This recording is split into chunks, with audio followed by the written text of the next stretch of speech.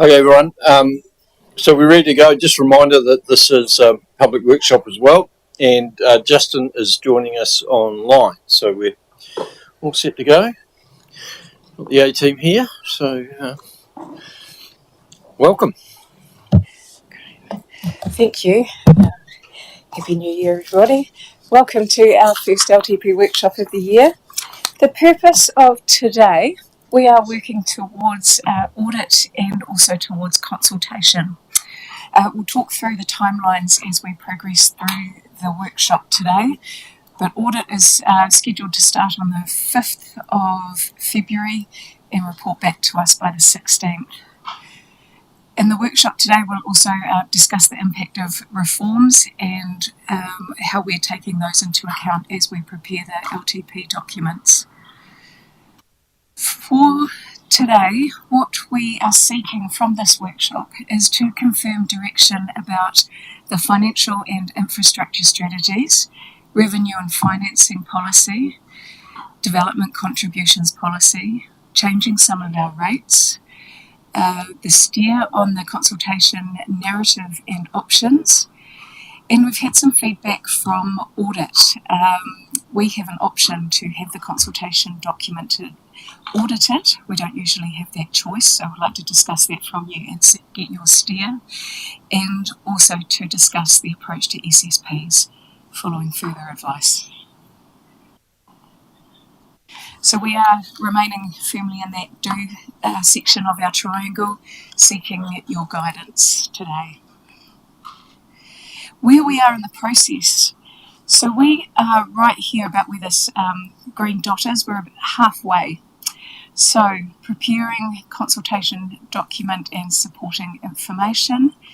And we're preparing, as mentioned, for the audit of the consultation document and supporting information. Left it there at still TBC, and working towards the adoption of consultation material. Looking in closer at that part, February to early March. Preparing for audit.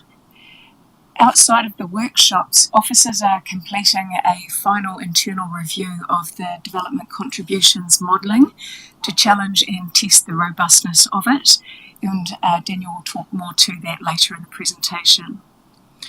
While audit is taking place, we'll still be continuing with workshops as we prepare for consultation.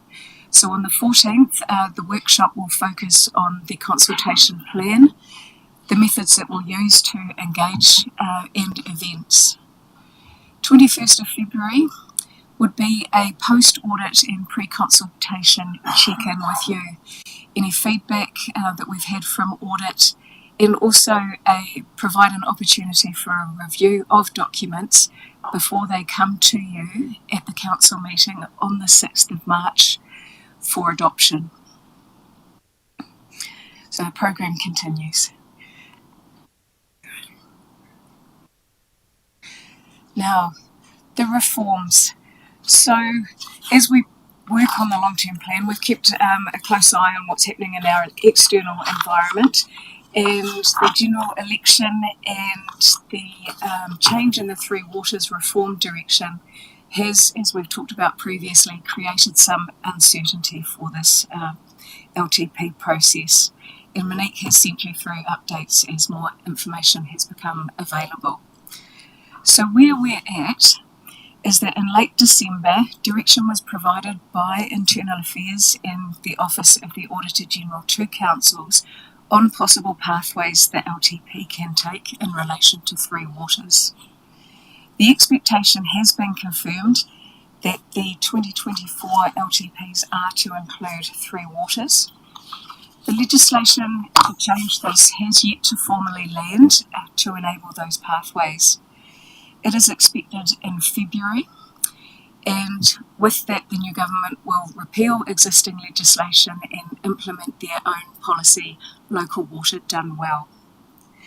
This timing, running alongside our preparation of LTP documents, means that the wording in our LTP documents will be finalised once we have that legislation and can make sure they connect. Were there any questions about that at the moment? So just to confirm, any consultation documents will refer to either Three Waters or the Water Done Well. Would be Water Done Well, wouldn't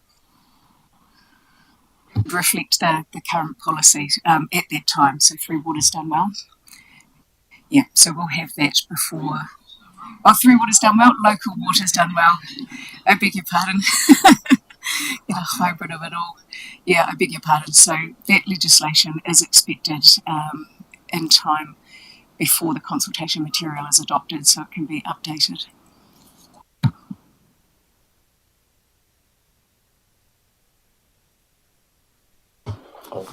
The sense from talking to our... So I guess what we're trying to say with that slide is we are very close to anticipating the new legislation coming through. We want to be able to be accurate with our wording and reflect that. We will look to hold to a point, but at the moment we'd stick to our timeframes. If for some reason things hadn't landed, we would word things in such a way that I guess be a bit more generic than specific. But certainly the intent and the direction from DIA is that we will be able to go down a pathway, include Three Waters, even though the current legislation says we can't, and so on. What we're saying there is at the moment we just feel it's appropriate to just hold our wording a little bit, just so that if the timing of the legislation lands nicely, then we can be very accurate with using this, be consistent with the wording that's used, rather than be very generic at the moment. So we won't get hammered if we use generic wording or be acting in bad faith during a consultation process if we're not accurate in that space. No, and what can give you some comfort there is that there's some councils that have already basically started their LTP consultation. They were out the other side of Christmas. So there's councils at all different stages, and some have obviously had to make their call, go down that route. Some are further back than us and things. So no, we aren't going to run into any problems in that respect.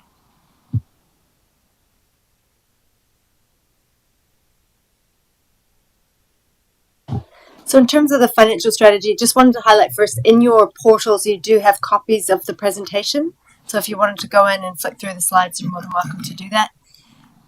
All of the content that I'm going to work through now is stuff that we have worked through in a number of workshops, but the intention of doing it again today was just that you had the final version of all of the numbers, including what the borrowings look like, what the rates look like, what the capex looks like, as we lead into audit and then go forward in terms of when you adopt the final information for consultation. So the also, and Carol will talk about this a little bit later, but on Friday you'll be receiving a good pile of supporting documents that we're preparing for audit, and that includes the full financial strategy document in terms of all of the words.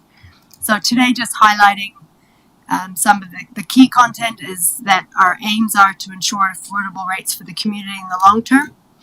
One tweak that we've made is in terms of somebody reading it, is just to highlight there are challenges in the first 3 years, so that we're not just saying we recognize we want affordable rates, but by the way, our recommendation at this stage is 17.4. It's important to be real about the fact that in the first 3 years there's some pretty difficult challenges for us in terms of the level of rates. And also that we are looking to where we can minimize our debt and make the best use we can in terms of our capital spending. So in terms of our rates and what that looks like based on the decisions that you have endorsed before Christmas, at this stage, 17.4 in terms of a rates increase after growth for the first year. Year 2 is looking at about just over 11%, and year 2, 9.5, and then it starts to head down.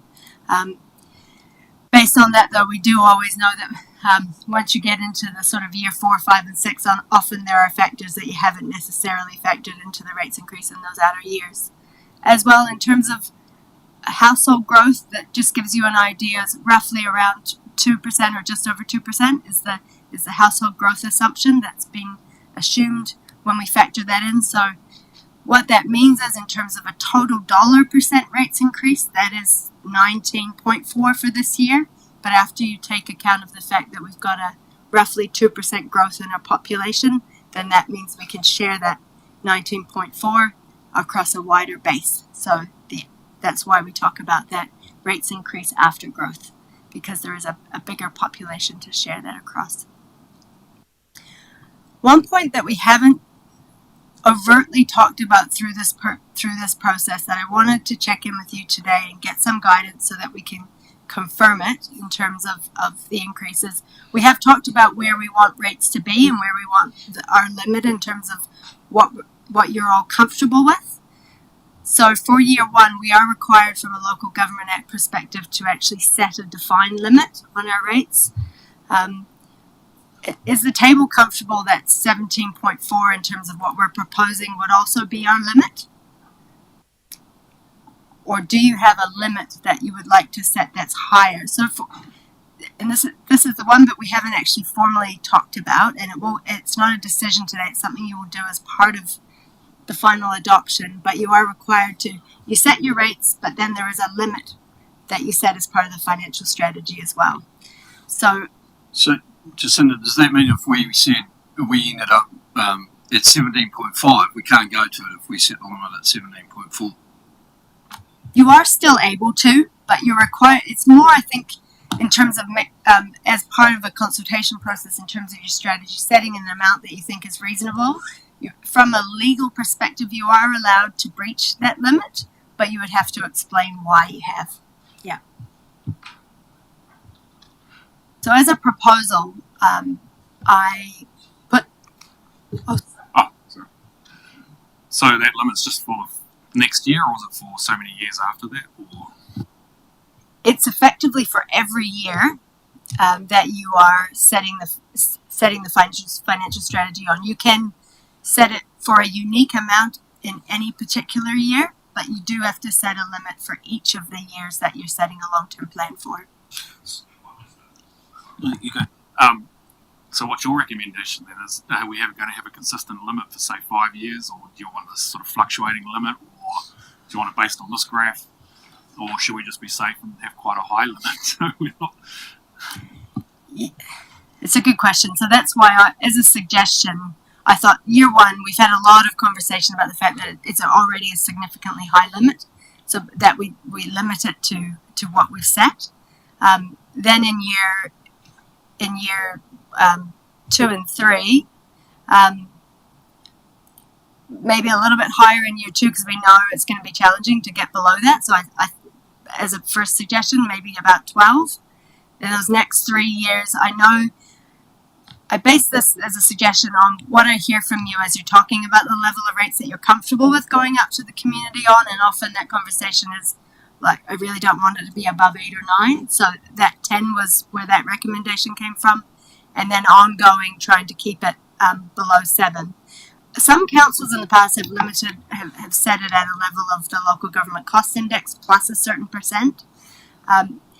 What is the experience from talking to colleagues, though, is that can limit us significantly if there are other cost increases that come in. So that's a suggestion, to have that level that you're relatively comfortable with without pushing it too far. I'll just ask one more question for Sam jumps in. So that if we set that limit and then someone in our district has rates higher than that limit based on the way rates distribute, are we in trouble in any aspect? And does that limit then account for any growth in property values and things like that as well? So, and we'll be specific in the financial strategy, but it's an average that you're setting, so it's an average rates increase after accounting for growth. Yeah.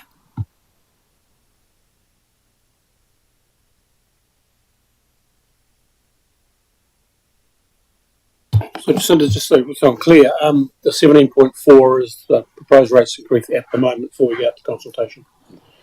2% household growth is included in that 17.4, or is that effectively make it 15.4 with the 2% growth? And is a follow-up question. The total growth for all of our rates is 19.4, and then because we've got 2% growth, then effectively that full 19% isn't what the current population experience. That's shared over a bigger base. Therefore, the average that a house that's already here should experience, and that differs depending on the types of rates. is around 17.4. So when you're talking about the limit, it's the limit after growth. Thank you. So the 19.4 then is, which is proposed going out with service level cuts that we've identified that we'll go to consult with.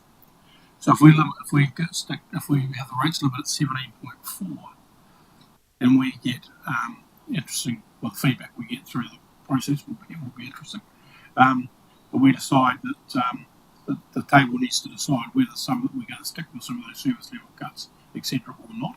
So we can aren't we limiting ourselves in at 17.4, having no movement in that?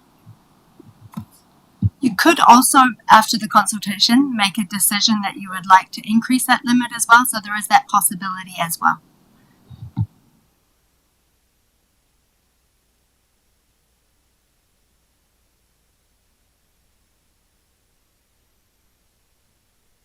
So look, in terms of feedback, I think good explanation around those numbers, and I'm comfortable with them as a working assumption at this stage.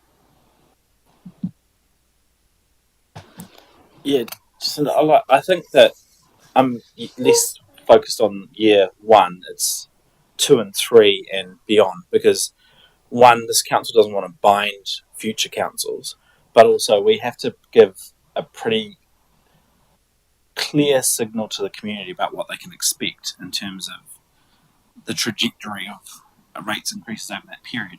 And so particularly years 2 and 3, the thing that is in the back of my mind is capital program and additional interest still at high interest rates. I think that that's going to be a challenge for us. We've also got a reval coming, don't we, which could have a particularly significant impact on depreciation. And so those, I don't like to say it, but 26, 27, those years in terms of a rate increase look kind of light to me, like in terms of, I don't know whether actually just gut feel is that they might not be realistic in terms of those two big whacks, along with just maintaining current level of service with probably increased cost to us as a council, because inflation's still reasonably problematic. And so I guess that's the concern, is that 12 and 10% as limits for 26, 27, are we setting ourselves up to already breach those and therefore lose confidence, for our community to lose confidence in us if we're not being upfront now saying, actually, realistically, it's probably not going to be 12 or 10% in those years, just because costs are going to be higher. So you could, for example, say in those years 2, 3, and 4, you want to put that up to 15, for example, and that be your limit. Just in terms of your question around the revaluation. So we have, just to give you a little bit of confidence, while you never know exactly where numbers might head, we have factored in revaluation in terms of the impact on the assets. Whether it's exactly what it's going to end up being is another question for sure, but we have factored in a decent level of increase in that area. We're also due for a residential revaluation in 2025. Is that correct? Because last one was 2022. So as long as house pricing, market value stays reasonably stable over the next 2 years, we could actually see, we've seen a slight drop. So in fact, it might come back. How would that impact?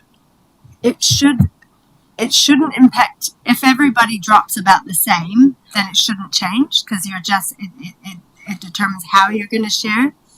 If some areas of the district didn't drop as much, then you would see a bit of a shift around in terms of, but that would be all that would change rather than an overall change. Yeah. Like my gut reaction is that it should be like 20, 15, 15. But in reality, what that means is like we're signalling to the council a 50% increase in rates over the next 3 years, and I think that that's going to go down like a lead balloon. But equally, those numbers add up to 40%. So it's like a question of how. The important thing is we've got to signal now and then stick to it, because like if we signal those numbers now and then you go over them in the next 2 years, the community just loses confidence in in those limits because they're meaningless. We do all the time. We do all the time.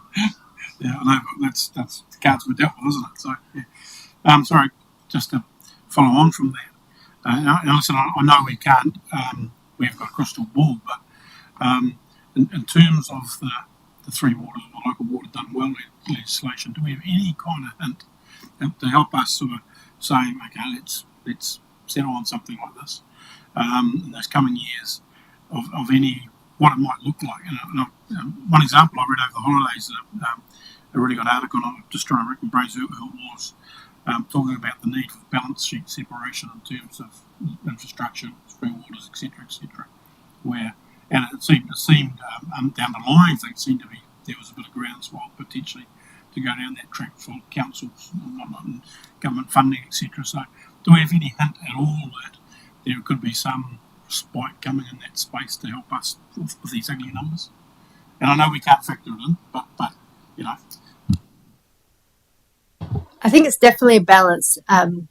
In terms of the financial strategy, when you'll see in terms of some of the wording around it, it's important as well that not knowing exactly where government might go in terms of setting up separate entities which have their own debt, which doesn't reflect on our debt, which is effectively the balance sheet separation. It means that when you go to Standard & Poor's, they're not looking at that debt because it's sitting completely different. That's the key differentiation with balance sheet separation, and the reason why.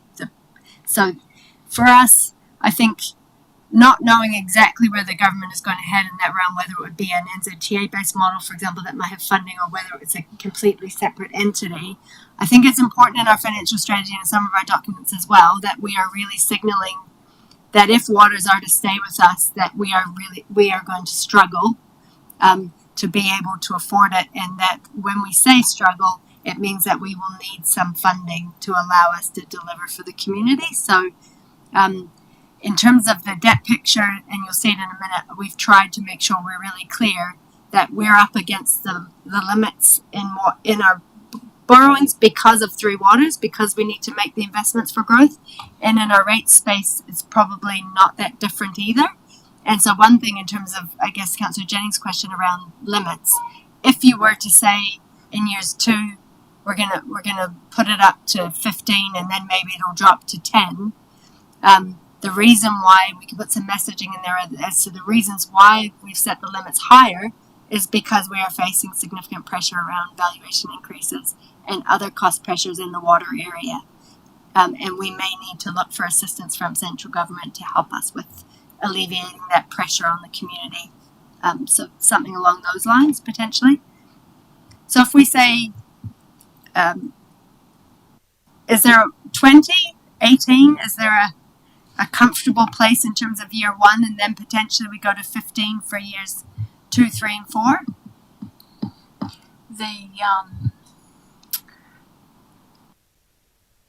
The narrative is really what's gonna, regardless if it's this number or the number that Sam said, because at this stage it's been getting the basics right, but now we're making cuts, but the rates are going exponentially up.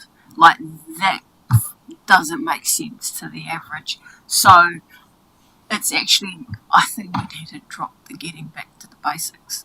It should be, this is the current economic climate, these costs are out of our control, XYZ, but this is kind of the trajectory, and we don't, as much as we might not get it right or square, this is what you can expect, but otherwise I think it's confusing to be up here and then getting back to the basics and we have to cut that and that. Doesn't sell, or no, not that we're selling something, but No, I completely understand, and we are through this. Hopefully, when you see it, at the end of the week, that is the message that will come through as to the key reasons why it needs to be this high, to make sure that we are covering the costs of our operations and paying for what needs to be paid for, so that our debt doesn't also balloon out. So hopefully that message does come through in terms of what you're saying, and we can build that picture for you. So that is the intention of what you will see when you read through both the infrastructure strategy and the financial strategy together on Friday, when you get it on Friday. Hopefully we've met the mark on that. So are you looking for got a bit of guidance here on these numbers now? Yeah. That would be helpful, because then I can at least get that in as a starter with audit. For me, obviously next year's the ugly year. I'd like to see 25 at 20%, and the rest similar to what you've got based on these discussions. It's my view. So that's 20 for 25, and then and then 15. Did you say 15 for the next?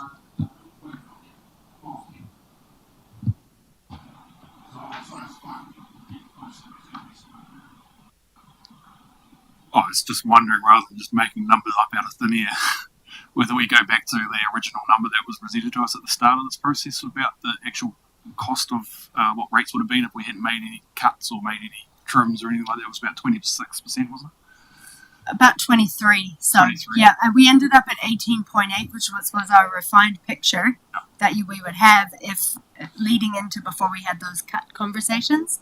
So if there was, it's a good question. That's a good point. Worthwhile to say here as well. Yeah, This because would be then the it limit points to if something we hadn't specific. made any cuts, and this should be the ongoing limit as well.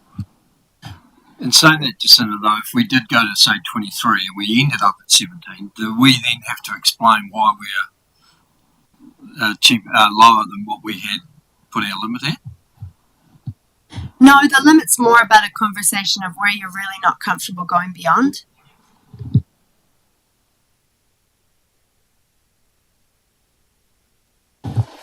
So for the table, then, if we do that, we start at 23 based on that conversation. That makes sense, and there's something to point to. It's a good point. And then we stick with what we've got. Is that okay? Okay, thanks. Thank you. So that was the main point that I needed to get some clarification for you on today. The next slides are more. Can I just go back? I just went back to the old LTP, because the rate limit that we set in the previous LTP for this year was 6%. So, yeah.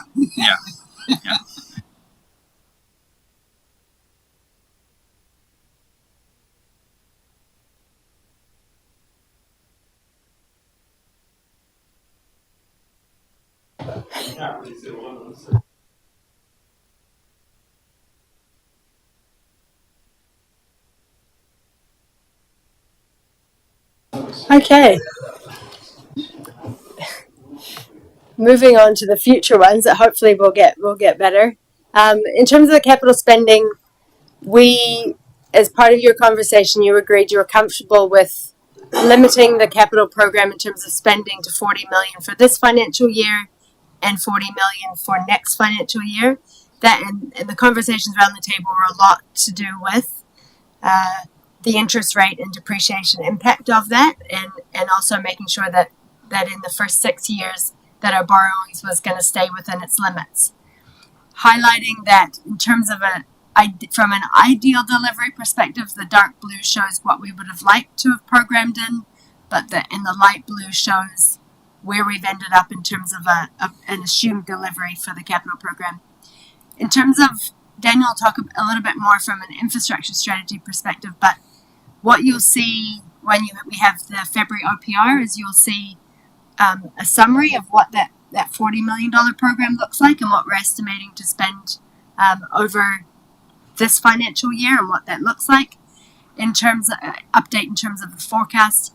In terms of the 2025, what we want to do between now and when we finalize not the draft but the final document is do more work so that there's real clarity, as much clarity as can be about what we're actually anticipating delivering for that 40 million in that first year, so that there isn't a full program of 65 million with only 40 million to be assumed, that there's more clarity for the community on what exactly are the highest priority projects that make up that 40 million. So that's what you'll see coming as part of finalizing the document, but it won't be ready for the draft. So just on that, because over the first 3 years, so that the dark blue is about $190 million capital program in total, but we're talking about $130 million over the first 3 years in theory. So I'd be keen that we are signalling somehow at a high level about, because of our debt constraints, what is it that we need to do or wanted to do that we're now won't do. Deferring. Yeah, we're deferring. Well, it's either cancel or defer, right? Because even if you look at it beyond year 3, for the next 4 years beyond that, there's the difference between what we'd like to do or what we need to do and what we can actually do in terms of debt limits is also reasonably constrained. So it may be that we actually never catch up in terms of... Well, we catch up about 2035, don't we? Yeah, potentially. But, I mean, we're probably not sufficiently advanced as a table around those decisions. I mean, you're going to give us advice and pretty clear signals around what we should and need to do, you know, like what are the top priorities. But then that discussion around, well, yeah, what does that actually, what's the consequence of that in terms of what gets pulled out, deferred, whatever.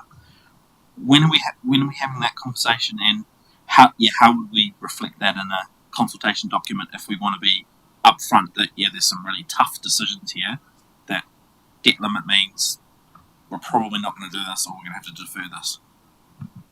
Yeah, so we went through an exercise back in September to set a $47 million budget that for this financial year. We went, if you can recall, the priority 1 to 6, and at that point the majority of projects were deferred. So we are looking at around about, having now set the limit at 40 million, a deferral of around about $20 million worth of work into the next financial year. And then when we start to do the exercise to get the next financial year down to 40, that turns into about a $30 million deferral. So we've got all of that, certainly for this financial year and next financial year, sitting in spreadsheets, and they're not yet loaded back up into the system until we brief elected members. So we're looking to target the 28th of Feb Capital Project Steering Group, but we would share some of that information a week or so in advance, so you can see line by line, by activity type, what are the types of projects that are moving out. But there's certainly a focus to shift the large capital investment in our water wastewater plants out into that post year 3, while we do a whole lot of planning, optimisation, but it's likely there'd be significant deferrals in the renewal space. So that's it's finding that balance. So that's yet to be uploaded back into our system until we get that direction from elected members. So we're almost working off the upper blue line in terms of the capital projects we'd like to do, knowing that there's some operational and council decision making processes around setting the limit per financial year. And so a lot of the work we're doing around the development contributions, it looks at over a 20-year horizon. So whether it's delivered in year 1 or year 4, it's a little bit less sensitive. And there's an exercise around about March, April, where all of that will be re-updated post-consultation. And sorry if I'm painful. I just remember there was a pie graph as well, a couple of pie graphs that showed that actually with 3 waters in and 3 waters out in the deferral, that there also needed to be some reduction or deferral of sort of non-3 waters capital spend, and that there was some particular pressure on community facility, or not, community stuff, like cemeteries and dog pounds and stuff like that. And so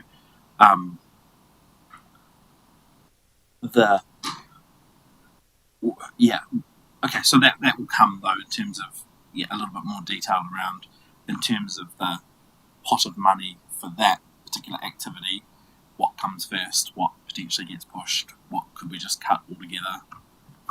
Yeah, and that pie graph was almost predicting out over a 5-year horizon to say if we cut back $100 million in that 5-year, the first 5 years of the long-term plan, and we saw continued growth at 2+%, it would be likely that we would have to redirect some of those out-of-year projects into that essential infrastructure planning. But effectively the first 3 years, there's a lot of planning, delivering essential works, and knowing that if the growth keeps coming, we will have a lot of these projects consented and ready to come online with in-depth planning sitting in the top drawer around wastewater type upgrades. So it's not, at that point now we're saying let's stop doing everything and only build infrastructure.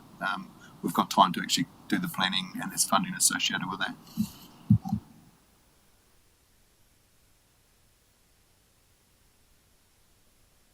So in terms of the borrowings, it's highlighting what that looks like at this stage, with the orange dotted line being the 250% limit that's been set, or is proposed to be set. So there is, we're not right up against it. There is a little bit of room, as we talked about, making sure we had, in case there are things that come up, or cost increases that we're not aware of. So that is what the borrowings picture looks like. And at this stage, highlighting, you can see sort of 1, 2, 3 after year 6 or so, which is what you've just talked about with Daniel. We start to free up in terms of some capacity to be able to do some more work. Assuming the growth continues at the rate. That's right. Yes, absolutely. One thing I think that I feel more comfortable about is in terms of assumptions with the borrowings picture is there is more certainty in terms of some of those assumptions than we would have had in the last long-term plan. In the last long-term plan, there was quite a bit of assumption around property sales, which was a big driver in terms of the rates increases, in terms of the borrowings picture coming down. And in this profile, that isn't there in terms of that assumption. So there's a little bit more certainty around those drivers. In terms of the capital spend, though, being reduced now to $40, how much, if we'd left it at the same level, would we have been over that 250? Yeah, okay. Yeah, we would have been. And is that careful balance between you could push some of our spending up a little bit, and not breach that limit. But I think what this does is allows us some room. So if there are particular projects that are really important to do and they end up, the price changes or something changes, then we're not stuck. Yeah.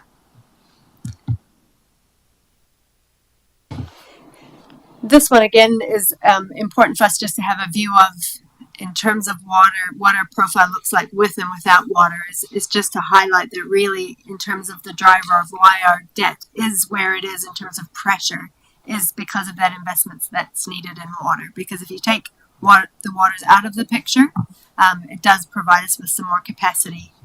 But just to highlight, it helps our conversation with central government in terms of pressure that we're under for funding, is that if we can push that, we do need some more funding in the Three Waters area to help us invest and be able to have some capacity to invest in areas other than Three Waters and roads in terms of the community space. We would have if we hadn't had Three Waters, and it's fine either way, but it's just important to help give the view of what we look like with and without water. And in terms of conversations with audit, that's something that they're comfortable with as well, so that there is that picture. Now, the revenue and financing policy.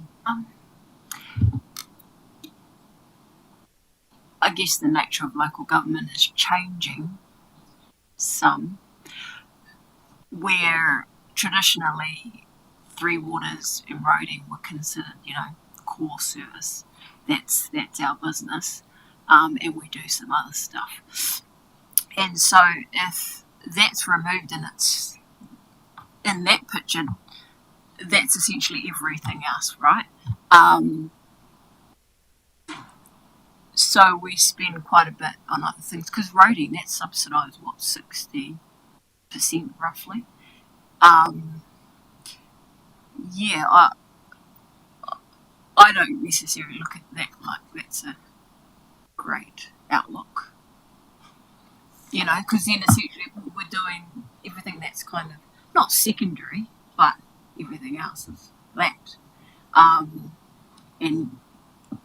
Traditionally Three Waters and roading is, so if we're not going to do pipes in the ground then, but we haven't actually, and we're still carrying on, there's no real removing of, where's that local government reformat, that's just slammed in the ether now.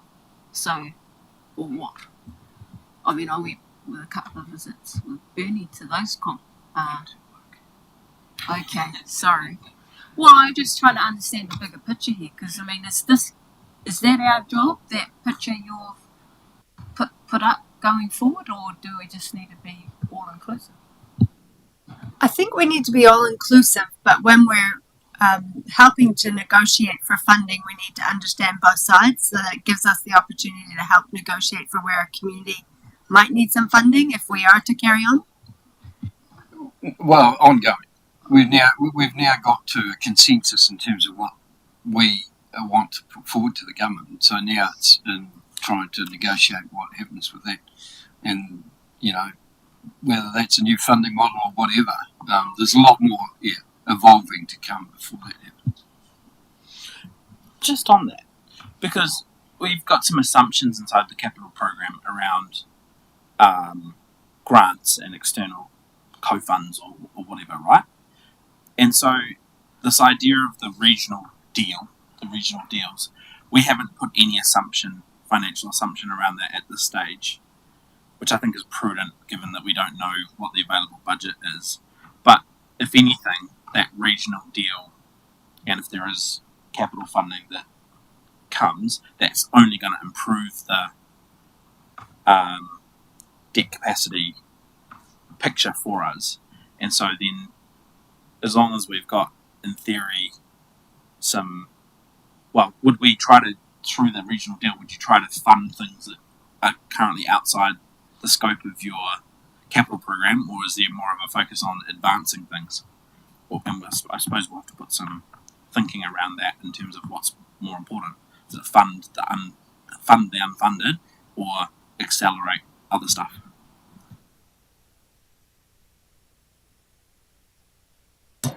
In terms of the revenue and financing policy, this bit is really a final tidy up in terms of the conversations that you had prior to Christmas. So I'm not going to go into this one in detail. I know you've got the slides on your computer. The yellow areas are highlighting the decisions that you made prior to Christmas in terms of the splits that you wish to change as part of the consultation process. So those are highlighted there for you more as information, just to confirm. What I wanted to work through today, and I know Blair's not here, so I'll do my best in this space, but there were, in terms of some of the decisions that were made or some of the thinking and conversations that were had during the workshops, on reflection, as officers went through, there were a few potential changes that they wanted to make to refine it before it went out for consultation. So there's about 3 areas where I wanted to talk you through those today. So one of them is in the resource consent applications. Part of the conversation that Blair and Megan worked through with you was to shift, and it was endorsed on the 13th of December, to shift the private benefit to 30 to 40%, based on the fact that once things are final, the actual private split sits a little bit higher at 37.7, is to make that range 33 to 43 rather than 30 to 40. So just wanted to test the table and see whether there was comfort in proposing that change. Yeah, cool, thank you. The next one is around the urban water supply. So there is some fees and charges that we get in this space. Previously, we had thought that it would be 20 to 30%. Being that it's at 19.28 at the moment in terms of the model, is proposing that to make that split 15 to 25 instead. Okay.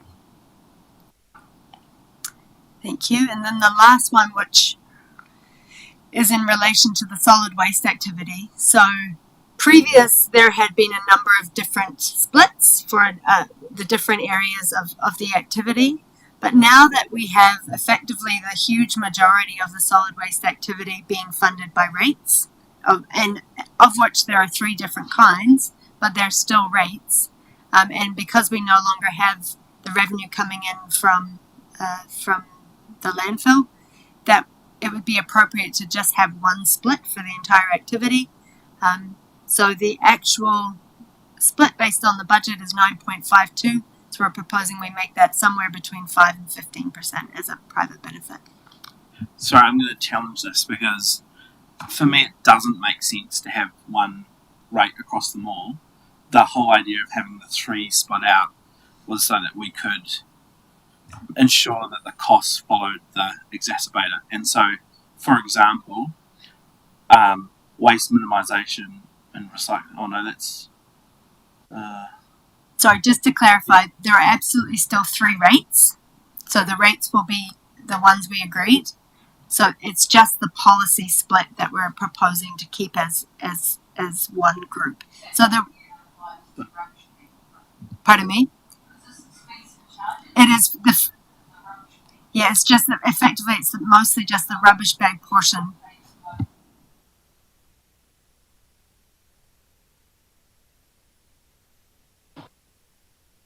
I think we just need to also be mindful that we're going out for consultation on those rating options, and also the level of service around recycling.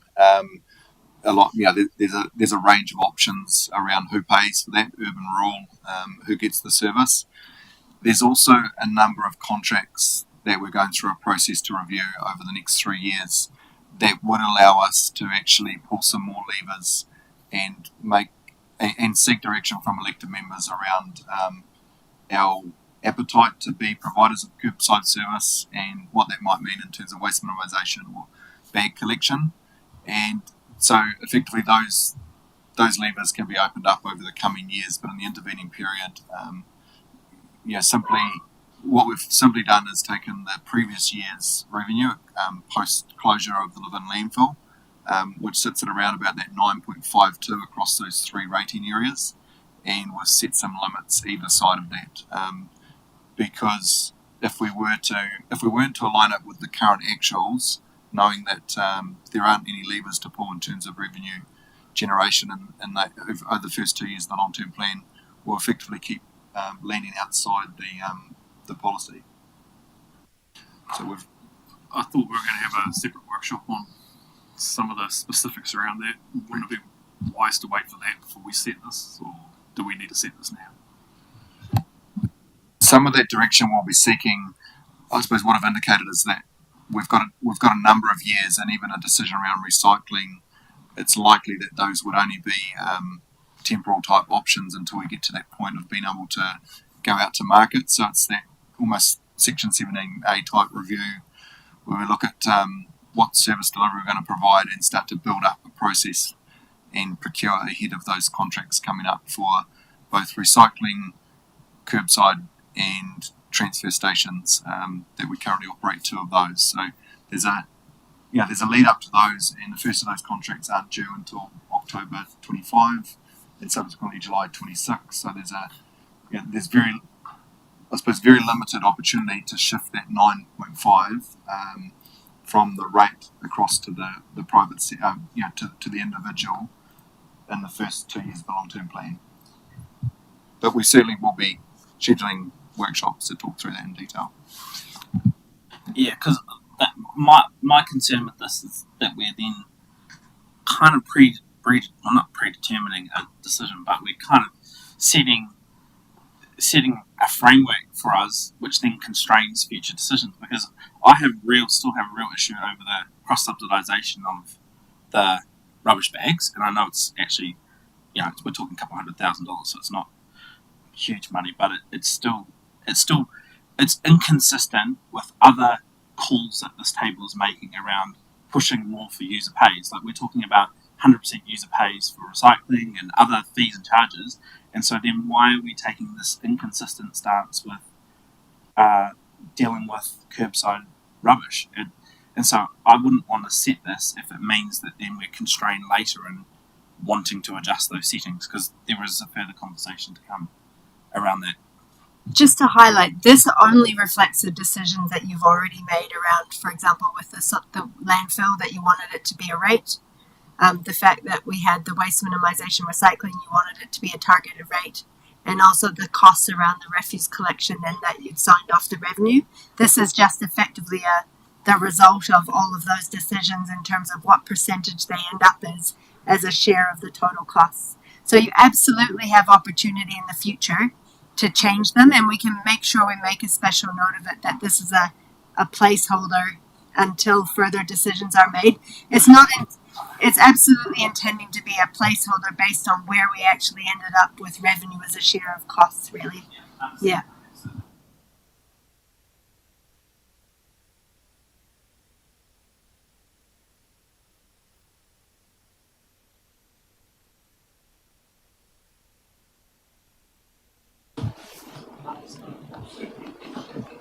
Yeah, infrastructure strategy. So we went through quite an in-depth presentation on the 6th of December.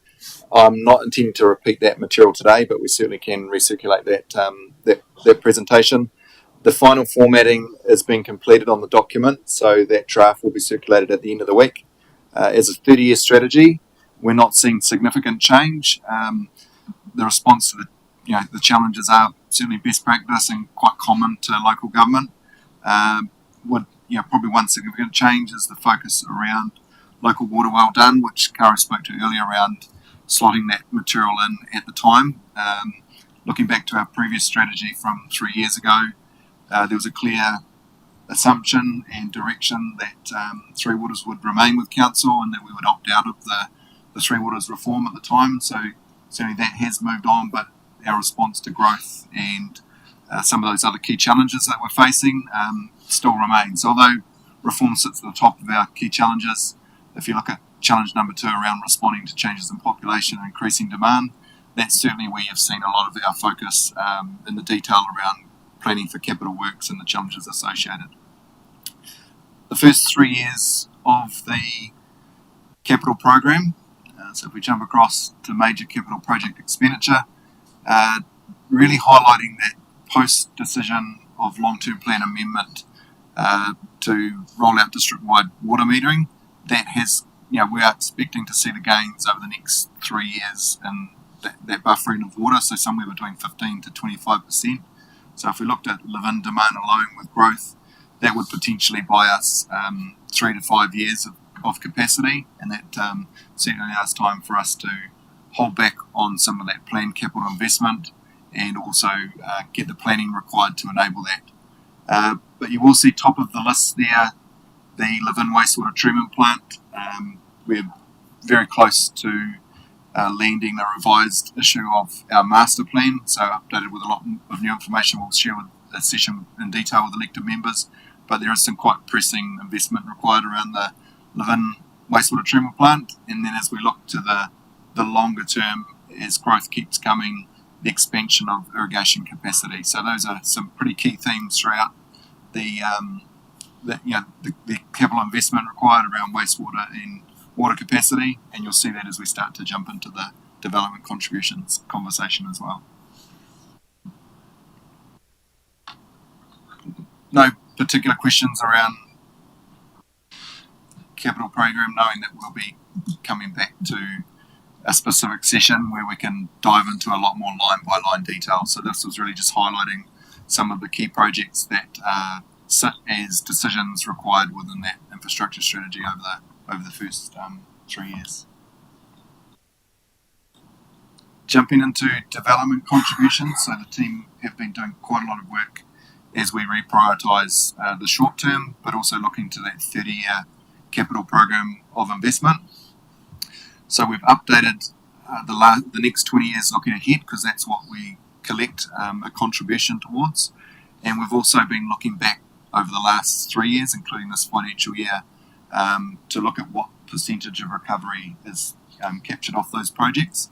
So it's a lot easier as council officers to look backwards where we know a project's been built, we know the exact costs, we can really have a good understanding of whether the pipe size went from a 150 to a 450 and what proportion could be towards growth. This is when we're looking out over a 20-year horizon looking forwards, knowing that we'll likely do renewals in certain areas based on condition, but it's not exactly certain at what point in time what the pipe sizes would be. So there's a a matrix, which I'll talk to a little bit shortly, which helps us make some of those decisions, and a lot of that's based on the cause of the project. So what's driving the need to do the project? Is it simply because the pipe's busted, it's got capacity, or is it is it looking pretty aged and it's leaking, but we actually know we need to make it a lot bigger? So that's that combination of growth and renewal. And then it looks at who benefits from that investment. So whether that's just the existing residents, whether it's only built for growth, or whether it's a combination of. So we've been doing quite a lot of work on that, set up a challenge team that will start to scrutinise the work that council officers have done. So across departments, we'll start to question, almost wearing that developer's hat, to say why are we paying for this, and putting a lot more rigour into that process from top to bottom. So there's consistency across various activities in terms of how we interpret the process to assess the contribution that developers should contribute. So that's almost the top of the equation. So if we looked at the development contribution as a division, it's the big set of dollars on the top divided by the number of houses below the line, and that's some of the other work we've been doing to look at updated population by area over the next 20 years. So certainly could say that that's been a work in progress over the last 3 years, and what we did when we were applying for IEF funding a few years back, that's been refined and developed further with a lot more thought from our strategic planning team. So we've got a lot more certainty around some of those population numbers by catchment. So if we briefly take you into the matrix, this is how some of these decisions are made by project. So we look at who benefits, and we've got down the side here new future arrivals at the top. So that's almost the saying we're really only building this for those future residents, versus down the bottom where it talks about existing community benefiting only. So there's a mix as we transition down this column of the matrix, and then as we start to work our way across the line here, you've got growth capacity only at this end of the scale, versus more renewals and level of service type upgrades over here. So if we start to look at a project, I've circled a number here, and these are really where a lot of our projects commonly land. So if we thought about a project where we're building a stormwater retention pond alongside a developer, and really it's only sitting there to service the development that's being built, generally that's going to be sitting up in this 100% type category, whereas we're basically saying it's, if council wasn't partnering to ensure that the best outcome was there, that we're really only involved to ensure that the developers are working together and we get the best long-term lowest maintenance cost outcome, which is sort of the council role in that scheme. We would effectively be saying the developer needs to pay anyway. So some of those types of projects are sitting right up at the 100 and the 100 to 75% scale. Similarly, if we didn't have growth, we would be working alongside our iwi partners around optimising and managing our wastewater irrigation schemes. But as we start to plan for growth, we know that long term we can't keep necessarily putting more volume of material or the same quality into the same area. So if we look at a project for expanding wastewater irrigation, what we're saying is new and future arrivals mainly benefit, but there's some existing benefit to the community because we want to be achieving higher and better environmental outcomes. But generally it's going to be setting up in that sort of 75% range. And then as we start to get towards further down the scheme, if we're looking at a pipe upgrade for a leaky pipe that needs to be made much bigger for the long term so that we ensure that the new houses can be built over the next 20, 30 years, that's where we're saying, well, really everyone benefits, new and future, because no one's necessarily sitting there at home with a knowledge of the state of the wastewater network or the pipe, but whether you're in a new house or an existing house, you really have a similar level of knowledge and benefit from that investment. And that's where we start to see the level of service and real type projects being split between existing community and new arrivals. And I'll speak a little bit more when I give some examples soon around some of the challenges we have with the sensitivity around that in the smaller catchment. So Levin, not so much sensitivity when we're if we've got an existing population of 9,000, we're looking to add another 8,000 to that, versus if we've got a population like Tokomaru with 152 units of demand, planning for perhaps 60 more over the next 20 years. It does start to have a lot more sensitivity when you put the numbers in. So I think probably I'll move on from that, because as we move down, we just simply get into the projects that are more based around the existing community, and those that you're more renewals, or just simply when we're just fixing a pipe for the sake of it. The matrix does still start to throw up a contribution from future residents as well, because they'll benefit over the longer term for the as a community member for that asset. Dan, just to check that while this might be the sort of default methodology, it doesn't prevent council and a developer entering into a private developer agreement that for the developer exceeds those numbers. For example, I'm thinking of the scenario where a developer might say, well, I'm ready to go, I'm ready to do this development, and it might not correlate with when we're planning to do activity, so we accelerate a particular capital project to enable that development. Then there's scope for us to say, well, actually, hey, developer, you need to meet some more of the cost of this because we're bringing this forward. Am I reading that right? That this is the default methodology, but there's also scope to go outside it to adjust for particular circumstances. Yes, you're spot on there in terms of it doesn't override the requirement for a development contribution. So we're saying for council's planning over the next 20 years, this is the investment required. Obviously, every long-term plan we're revisiting, we're updating as new information comes to light, and you'll see shortly that that you've seen some steep increases in that contribution over the last few years as we gather more information around that long-term investment. But if the council program doesn't necessarily align with when a developer wants pipes in the ground, then that's not to prevent that developer working alongside council for an additional investment over and above that development contribution to ensure that those services can be available at the gate, and that burden isn't necessarily left for council to be jumping, I suppose, through hoops to try and respond. There's a way to kind of mutually work that to incorporate and not start to impact on council's borrowings and the like. So there's a decision that will be required there. Before I jump into the updated values, which you can obviously see on your slides there, I'll talk a little bit around what some of the big drivers of change we've seen in the latest round of development contribution review, noting that this is yet to go through that final level of internal moderation, and it's yet to sit alongside the challenge team. So what we're expecting is we'll see a little bit more consistency in the application of the matrix, and the numbers that you'll see today are effectively that worst case, and we'd expect them to either stay at a similar level or be refined further back to align with the long-term plan amendment values. So there's really just a placeholder today, but if we talk about Tara Ika, there's some work that's happening out there where effectively we have attributed in the latest round the contribution to acquire the land for the East West Arterial at 100% to the development, noting that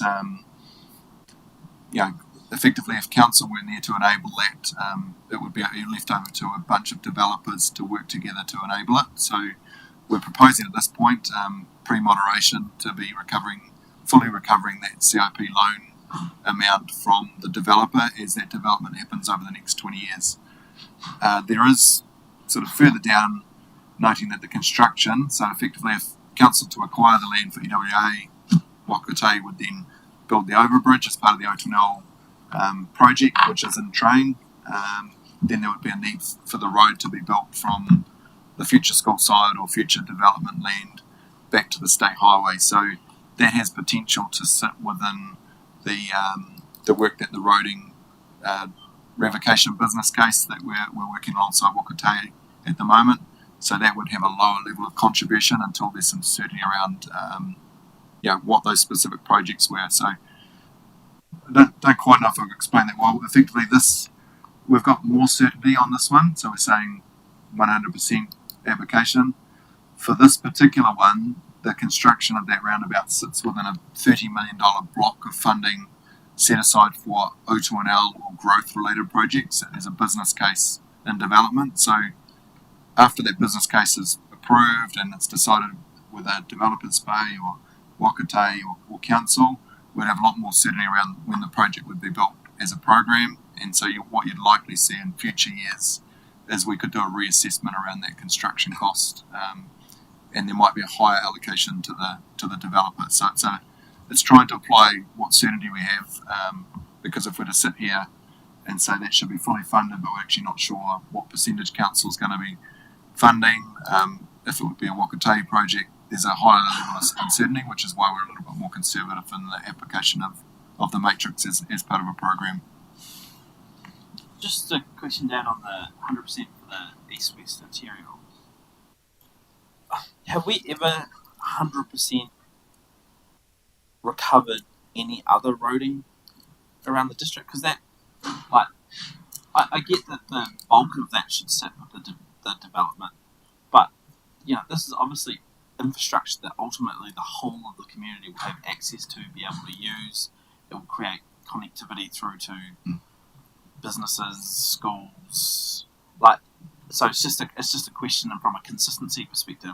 Does that mean that in future we're going to apply that same kind of thinking to other roading? Yeah, that's the question. That application is simply around the land acquisition. So it's almost the vesting of. So when a road is built in a development, generally the developer would vest that land to council.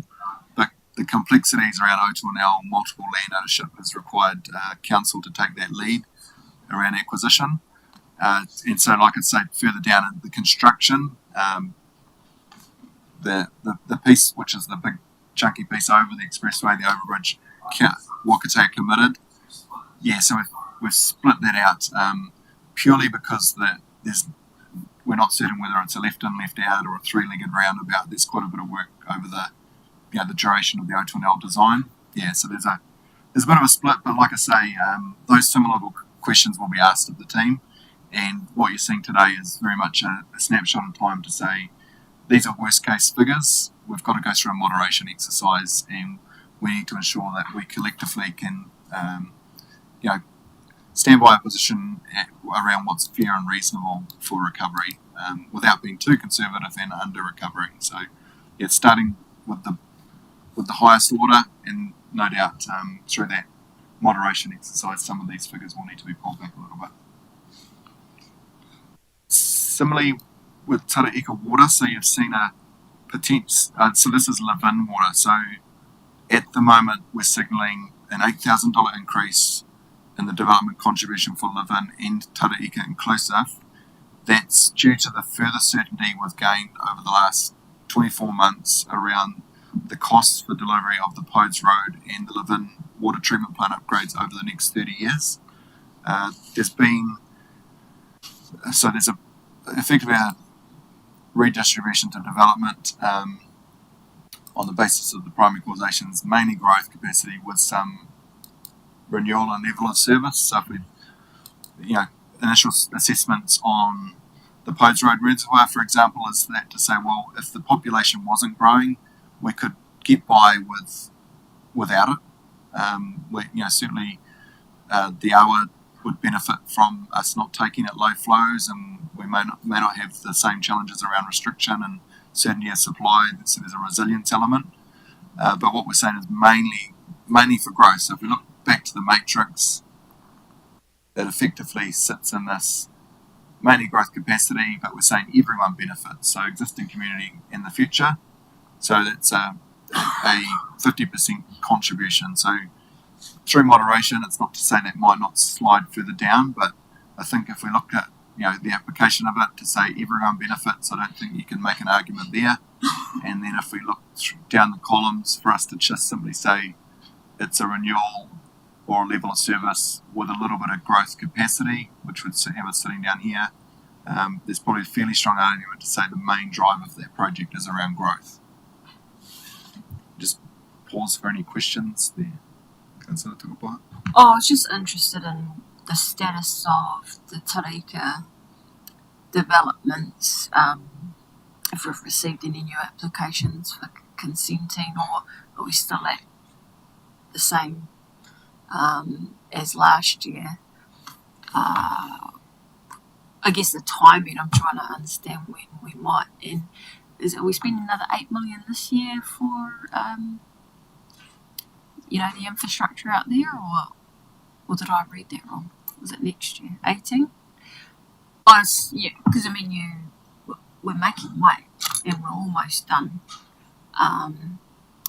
putting the core services in there, but the owners, you mentioned multiple, where are they at, and how much longer might this actually be realised? Well, if you have been out there recently, then you could see there's quite large scale earthworks, and we yeah. There's conversations happening. Yeah, there's a number of opportunities, but we've got that lodgement of the first 200 lots, which carries a fairly significant contribution towards the infrastructure planning.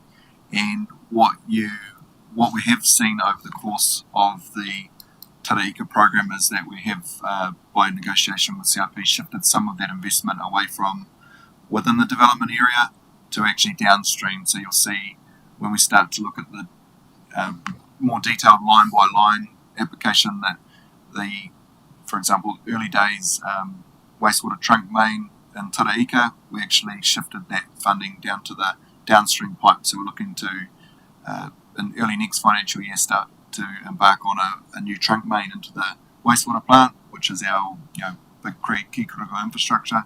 So that means that some of that contribution shifts away from Taraika into the more network wide. So there's a little bit of a theme around that where some of this investment is actually having wider community benefits. And that's possibly that next statement there. So there's a slight distribution away from Taraika to network as CIP is utilised for the wastewater inlet and servicing area wide. So Dan, is that something that wasn't initially planned to happen, but sort of evolved through the project? Would that be fair? Because it's something that we always were looking for those opportunities, and obviously as we re-engage back with Crown Infrastructure, we can understand the appetite to continue into the future. That there is certainly opportunities and there's a need for investment, but we have taken that to say where is it needed the most, and certainly it's still contributing to the outcome of getting houses on the ground. So it's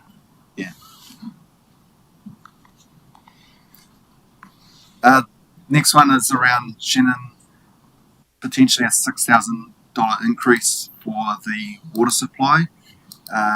What that's driven by is a $10 million investment in our long-term plan, so not massive figures over the next 20 years, but 30% of that has already been spent in the last 12 to 24 months upgrading their trunk infrastructure into Shannon, and that was for certainly at risk of pipe bursting, but when we renewed that pipe we allowed for growth. So when we interpret through the matrix, that does start to direct us towards about a 25% contribution, but noting that there's not significant growth in Shannon forecast. If we look at 645 existing units with potential of another sort of 10 to 15 per year over the next 20 years, when we start to divide those fairly significant investments in water and wastewater, it's around about a 10,000k increase in that development contribution. So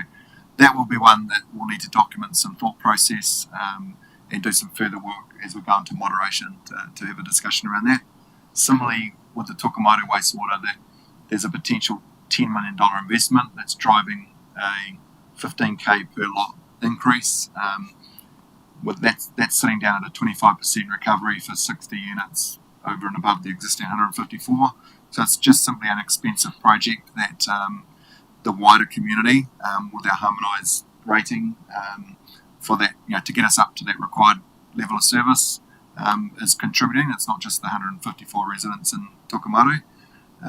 But some of the testing we'll do when we go into moderation will be around what would happen if there wasn't any growth, who would pay for it, how should that be best applied, and within obviously the legalities of the policy, we'd need to look at whether that could be, whether any shift could be made on that, or we just simply say that if that's the cost and that's what's required, there's potentially it's the cost of development in that area, and it's one of those projects that needs to happen anyway, and if we're going to grow, we need to allow for that additional capacity. Dan, can you remind me, like if we don't collect some of these amounts through DCs, is there still scope for us to recover these through targeted rates over a set period? So to say, take that $15,000 Tokomaru wastewater, but if we agreed that as a matter of principle, certain types of costs should perhaps be recovered over a longer period of time just to smooth that for the ratepayer. So take that, collect that over 20 years or 15 years, so $1,000 per year. Like, have we got the legislative tools to do that at the moment?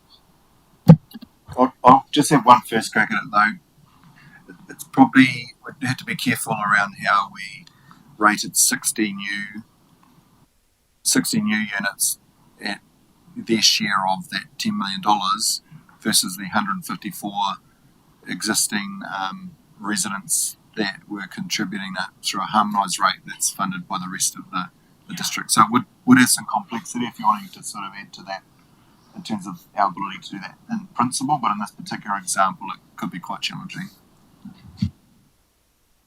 Yeah, I'd say the tools are there. It's just what's appropriate to apply. And just one other thing, just to comment maybe on, is with the Local Government Act and the rules around development contributions policies, they do give pretty strong guidance in terms of where you are able to define a catchment. You should be charging those costs within a catchment. And so particularly within water and wastewater, if somebody, for example, we decided to have a harmonized cost in a particular area to develop was significantly cheaper than that harmonized, then a developer who was looking to develop in that cheaper area would have grounds to challenge us on the fact that we would have been able to break it into catchments because they are defined service areas rather than the likes of community infrastructure or some other ones where it is really a network of service. Dan, just remind me in terms of Tokomaru, the money already in the LTP for the wastewater project out there, that was predominantly for the existing network, wasn't it? Or not? Or is it, I'm mind blank, is it for the growth? No, it might be a follow-up question. Yeah, I think that's the point that we've raised up there, is that project needs to go ahead anyway. So if we were to say no to growth, it would still need to happen for us to be compliant and ensure that we weren't periodically discharging into a waterway, that this project delivers a upgraded wastewater treatment plant and the connection yet to be consented, but the potential land discharge, which we are workshopping earlier this year with our iwi partners. We had been looking at alternate options also with connection to the likes of Palmerston North. Obviously with the uncertainty around local water, that adds another layer of complexity in terms of us still having some separation, but that decision will need to be made this year, and we will have more certainty around what those costs are going to be. And lastly, Waitarere and Ohau needs quite a lot more thinking across the team in terms of what the DC would be with and without servicing. So if we looked at Ohau currently, if we've got sites without water and wastewater connection, the contribution is fairly similar to a rural contribution, so you're really only contributing to those district-wide elements. But if we were to move forward with servicing that area, we're trying to send an early signal around what type of contribution there could be for that area. but yeah, one of the clear messages we want to highlight through this process, and it's set out quite clearly in our infrastructure strategy, is that council wouldn't be looking to move forward with servicing outer settlements until we actually resolve some of the long-term servicing capacity in our existing settlements. So water, wastewater, certainly for live-in, that would then allow us to grow to some of these outlying settlements.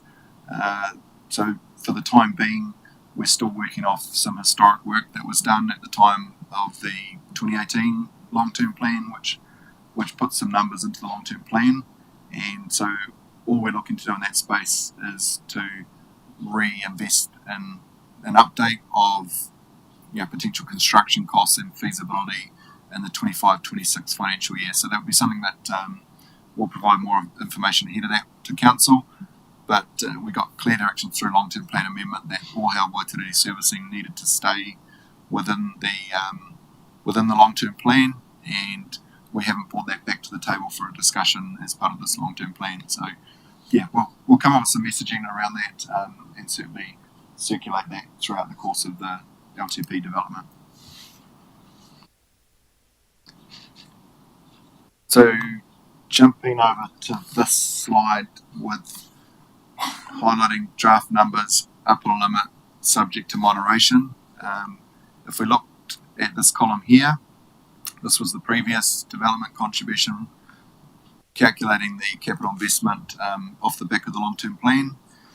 As we've gone through a process to re-update the costs of these projects, and a lot of the change that I've just subsequently highlighted around the way that we've applied the matrix in the first cut, it's seen some quite significant increases in the order of 10 to 15, and noting that Ōhau is quite an outlier where you've got that 7k contribution or potentially significantly more, is because it's part of that. You're effectively paying a live-in rate plus the connection to the development, and we need to do some further refinement around the timing of that project, the likely number of lots that could be yielded. So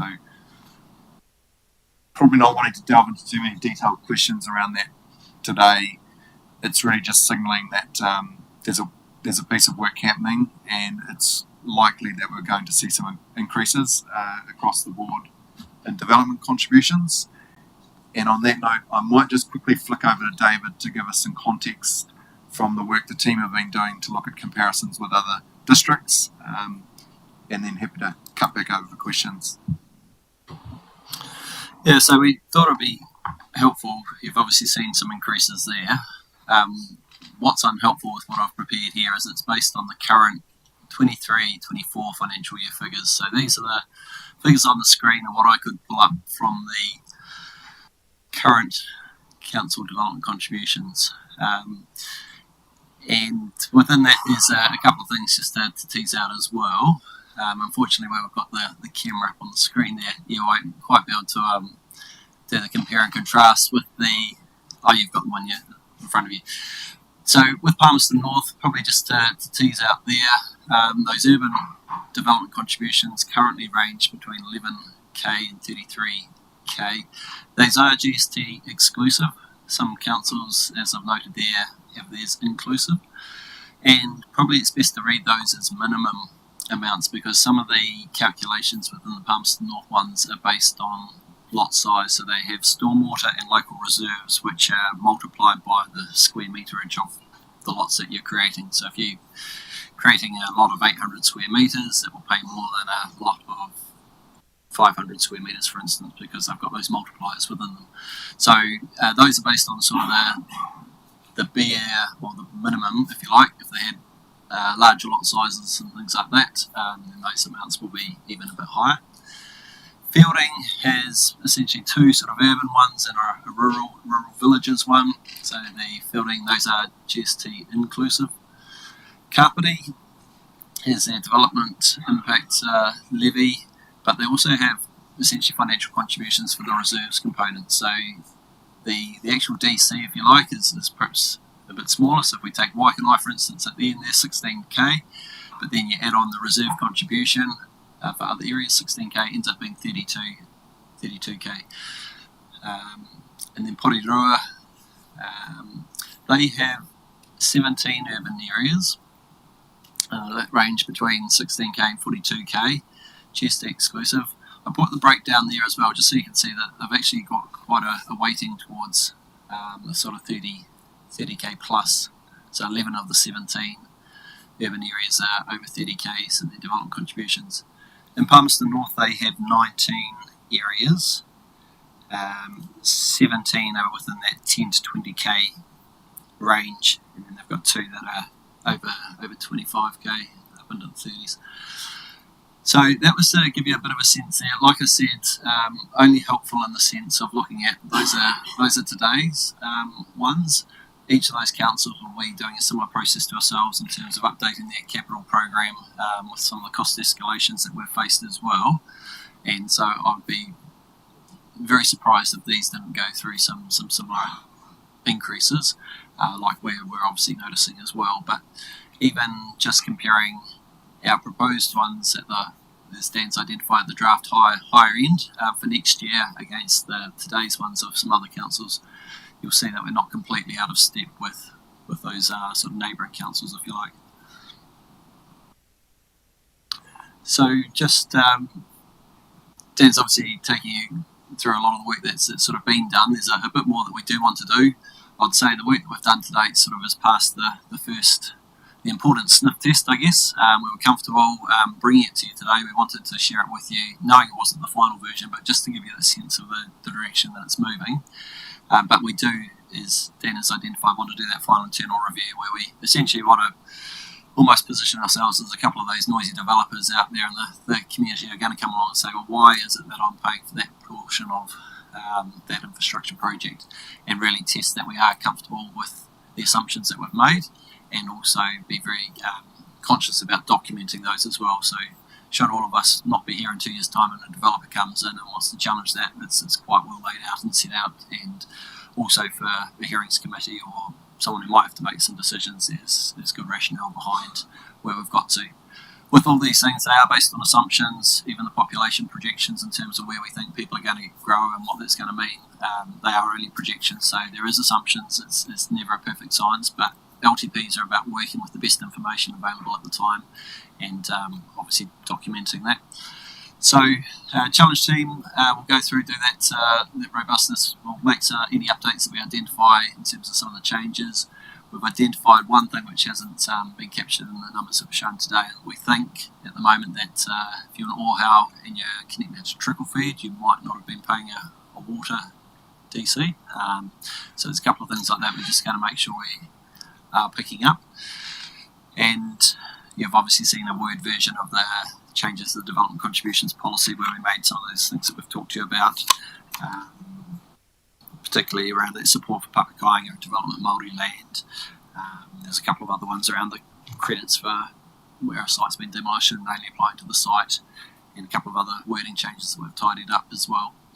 But with the view being that we'll make any sort of number changes that come out of that review process, they will obviously be presented to you, be part of that package that comes to you for adoption, for consultation, and we'll be consulting on this as part of the LTP program. And then, as Dan spoke to, there's a piece of work that happens probably around about April where we look to finalise that CapEx program for the upcoming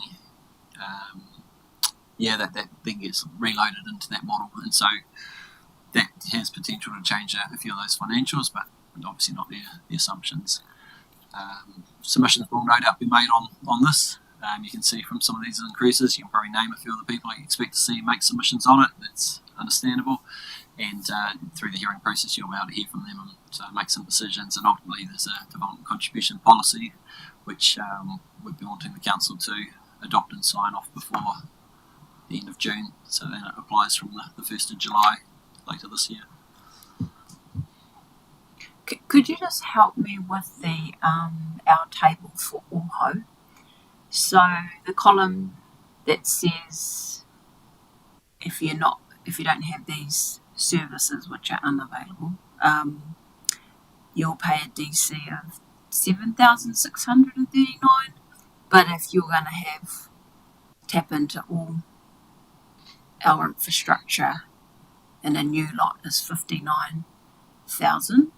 but it's jumping from a current year of 31. Is that 28,000 more justified? Like, that seems. So 31 to 59 anyway. So what we're saying is, we spoke earlier about who pays for Podes Road, who pays for the water upgrade. So there's some work around that which is currently sitting at about 50% developer. Whether you live in Ohau, whether you live in Levin, you would be contributing a certain proportion to that. If we then jump to the wastewater treatment plant, we're sitting around about the 37 or lower, 23 type percent recovery, because what we're saying is we actually need a new treatment plant regardless of growth, but if we build that for future capacity, that will actually help fund it. So there's a different set of assumptions that have been applied to that. So where developers will be contributing to future capacity, but the key drive for that project is actually we need a new plant, not because we're growing. It's more around that risk level of service renewal type element. So there's variation at each line level, and we would share that with elected members and ultimately with the community, because that would sit as part of the policy. They'll be able to drill down by line to see what they're paying for.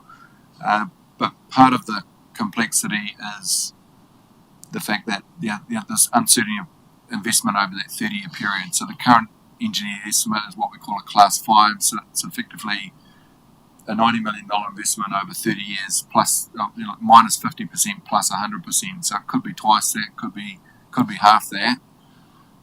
As it's developed over a 30-year period, that's not unusual in what we're calling a master plan phase. We haven't even looked at where the footprint sits. We just know what various elements we're going to need, not necessarily how they'll go together, consenting requirements, which year we'll build them in.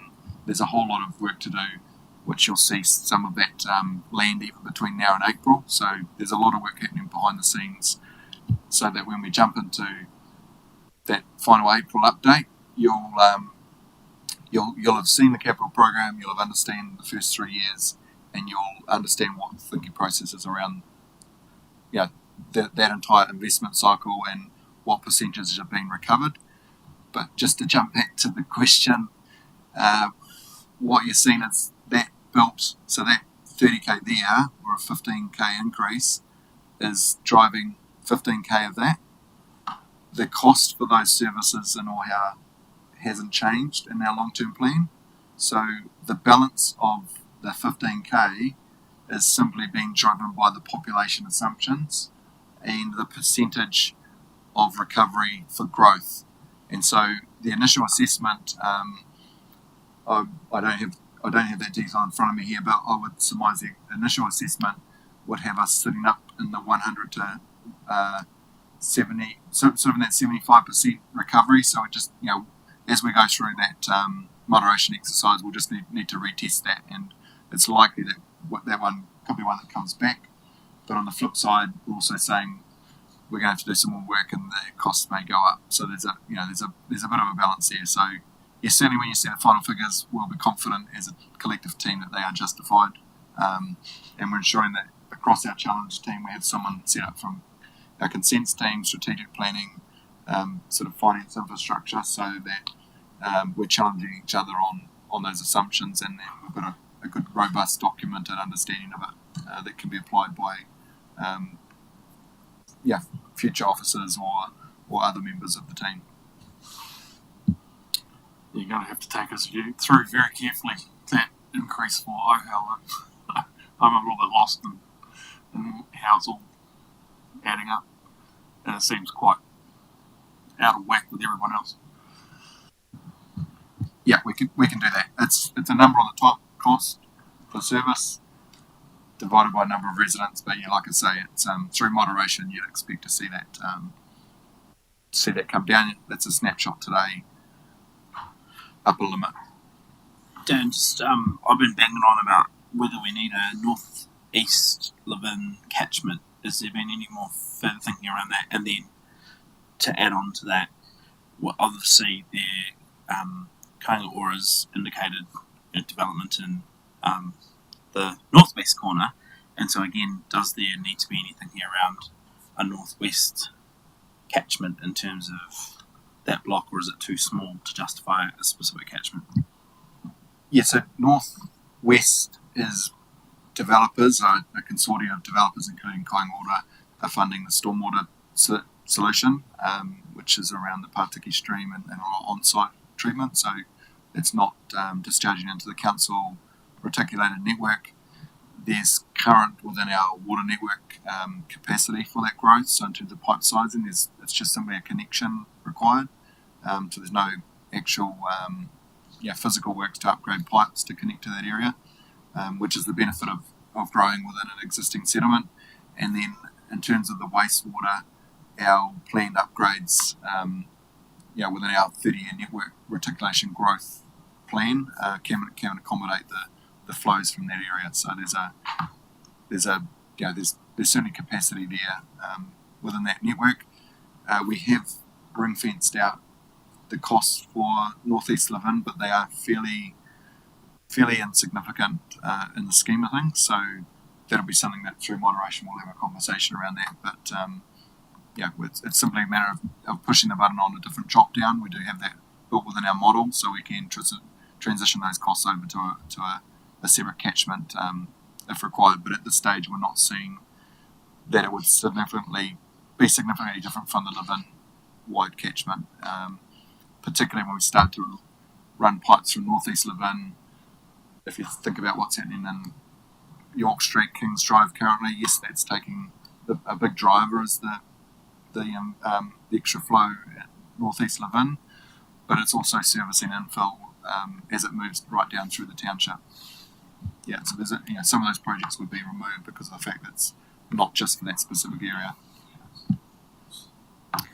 My question's probably for you, Jacinta. A consideration regarding the DCs or collecting of them. In our financial reports, we've had been able to track debtors, and that's DC's old policy, DC's new policy, and then there's been the odd time where we've budgeted or expected a DC income and that hasn't been realised. So that gets, there's a shortfall, so it gets picked up by debt between times because that work still has to be done. And David mentions noisy developers, there are only a few, but what that becomes is slow in paying, because that's been our experience, or challenged appeals. Do we actually factor in, based on trends, how much we might not collect so that we don't? Do you see where I'm going with this? So we can, you can't call it contingency really, but that's the reality. There's still old DCs that still haven't come in. So and that's quite a hike. So I'm flagging a little bit of that might happen again. So we got room, we factoring that in, that we might have to fund some of that between times, or are we going to be a bit more harder on collecting it through debt agency? I don't know. I'm just putting it out there. So there's a couple of bits, I guess, from the old policy. Sometimes in the past, for the old policy, we would, and when I say old, I mean pre-2021, we would bill. If we bill at if somebody's doing a subdivision, then generally you will invoice at the end of it, and you won't grant them a 224 until they've actually paid their development contribution. So there's that cover for us in that element. A couple of instances there have been since the 2021 policy was applied where it was granted in advance, but a payment plan was put in place specifically on those. There's another bit where if somebody's applying for a building an application for a building consent, then in the past, in the first policy, we would bill them in advance so that they would have, rather than giving them an assessment like we do with the subdivision process. We've now changed that through the last policy so that we do only bill them at the end. So some of the reason why we saw invoices in there and older debt was that a building consent or a 224 had been applied for, but the building didn't eventuate. So it looked like we had somebody that hadn't paid, but in a lot of instances, it related to the fact that they didn't actually continue on with their development. So hopefully from what the books look like, they'd be more accurate because we're not actually billing until the end of the stage when they're actually due. So that helps things. Then your bit around assumptions. We did, when we implemented the 2021 policy, we got it wrong really in terms of our assumptions about trying to say, yes, we had our population assumptions right in terms of how many units were going to come on in each year and what the cost of the DCs was. But what we didn't get right is that assumption on the lag, because once people apply, it takes up to 5 years or so for that consent to actually get through to when we would be billing. So we should be at the stage now, we're getting close to the stage where that's ending, and we'll be in a cycle of collecting when our population is actually coming on. Also, in terms of the assumptions, we have only built in the development contributions assumptions based on the lower DC levies that we had in this last financial year. So we haven't assumed them at the higher rate. So if anything, we've been a little bit more conservative in terms of the revenue for this time round. Yeah. Just to jump back to Ohio as well, I've been having a bit of a play around in the model, and if we did look at the impact of some of the sensitivities around what areas are being serviced. So through the latest round of population projections, we're predicting around about 600 lots in the next 20 years, and potentially another 600 lots post 2044. And so that's sort of around the population. So that's almost below the line if you look at a division equation. Some of the costs for those future services would be borne by developers over the next 20 years. But if there's future capacity past that, some of it will be carried over, and almost year on year, some of that new development would tip into that proportion. But then if we look at the overall cost for that project, if it's solely to connect to new houses, which is what's currently shown in that significant cost increase of close on 60k, it sits at around, it sits at 100%. But if we started to look at, through the feasibility work, the connection back into some of the existing township and reticulating some of the wastewater to get people off septic tanks, then all of a sudden that cost would shift back over, and we'd have to look at some sort of connection charge retrospectively, or some sort of targeted rate. So there's a whole range of options, but just simply making that change alone from solely new to some existing community benefit in the matrix, that drops that down by close on 10k per lot. So it feels like a little bit of a moot point at the moment, until we actually do that further feasibility work in year 25, 26 to decide exactly what we were going to build, the appetite, engaging with landowners and developers, the appetite to actually build it and provide that in the future, and then who benefits from it and what the actual costs are going to be once we know we can put water in the pipe and take waste out of the pipe. So there's a whole number of decision points that will be required, and so our plan as a team will be to come up with some really accurate messaging around what those scenarios would look like and the likely costs. And in the intervening period, it's effectively a rural contribution, unless we're connecting to a trickle feed water supply. And on that note, I'll pass on. Is there a question from Yeah. Well, I suppose when I look at these figures, it's a huge jump from where we were a little while ago, and then it sort of automatically triggers, well, is our population projections going to be as high as they could be with these new figures? Because I would imagine there will be an automatic knee-jerk reaction to say, well, I'm not going to do what I want to do now because it's going to cost me too much. And I'm thinking especially of those, not so much the developers, but those that want to subdivide their section that think that they can, get the superannuation in the back pocket, and will look at that and think, oh no, it's not worth it because it's going to cost me in Levin $30,000. And I just wondered, David, some of those other areas like Palmerston, the range, that's a big range between 11 and 33, and I'd like to understand why. Also, Manawatu, the intensification in Fielding, why is that different from the urban sort of thing? Because I'd imagine if we have to upgrade our wastewater treatment plant, it doesn't matter where you live, you've still got to do it, so it's still going to cost you. So understanding those sorts of things would be good. And then maybe, have we factored any consideration for the size of lots? In Taurika, for instance, there's vast differences between planning of, a 1,000 metre section as against a 250 metre section. Do they pay the same development contributions, or do we consider, making different ranges? I don't know. I'll speak to a couple of those things. We answer the last one first. At this stage, no, we haven't made any distinction between the size of lots, and obviously I referred to an example. It was Palmerston North there, for instance, so their stormwater, for instance, I think it's 700 square metres. If you're doing a lot size below that, you would pay one sort of stormwater amount, if you like, and then if it's up above that, every 700 metres above that, sort of it multiplies and things like that. So, and that's probably to do with the amount of stormwater that you're going to generate, I guess. We haven't done that, but obviously it's something I think we're happy to maybe have a look at and see if that's something which makes sense.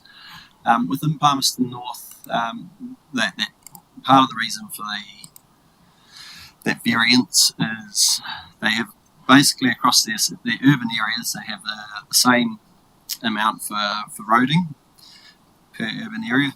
Water is basically the same with the exception of two, which is slightly smaller, and I guess those are probably ones that maybe have some sort of trickle feed or something like that to reduce service. Where the wastewater is basically the same across the urban areas. Where the big changes are is in particularly stormwater and then what they call local reserves. So to highlight that, you could be in, I know this is my property, so an established part of Palmerston North with a stormwater network, and you don't pay anything towards stormwater as a development contribution. At the other end of the spectrum, you can go to an area where it doesn't have a stormwater network, or they're having to build one, and you're paying $15,000 per 700 square metre allotment. So that's an immediate contrast to how you get to the range. And it's a bit similar when it comes to the local reserves. You can go to an established urban area where there's obviously parks and reserves already there. You don't pay anything. You can go to an area where they, I'm thinking probably sort of Kelvin Grove type areas and things like that, or the growing country areas, and you're having to pay a local reserves fee in the vicinity of $10,000 per 700 square metres. So that's how you start to get quite the range across the board there. And I don't know if you wanted an answer to this, I'll just make a comment. It's difficult to know with the population projections just what that reaction will be, and again, often it comes down to sort of what happens in and around as well. So developers will look at that. You've picked up on the sort of the what we'll call the mum and dad developers and things like that. Yeah, suddenly being told that the project you thought you were going to do tomorrow or yesterday, potentially the day later, costs another 20k or whatever because of this development contribution. It's pretty likely to put you off doing it. But whether that will dent the population increase and the rate at which we get sort of houses built here, I'm not too sure.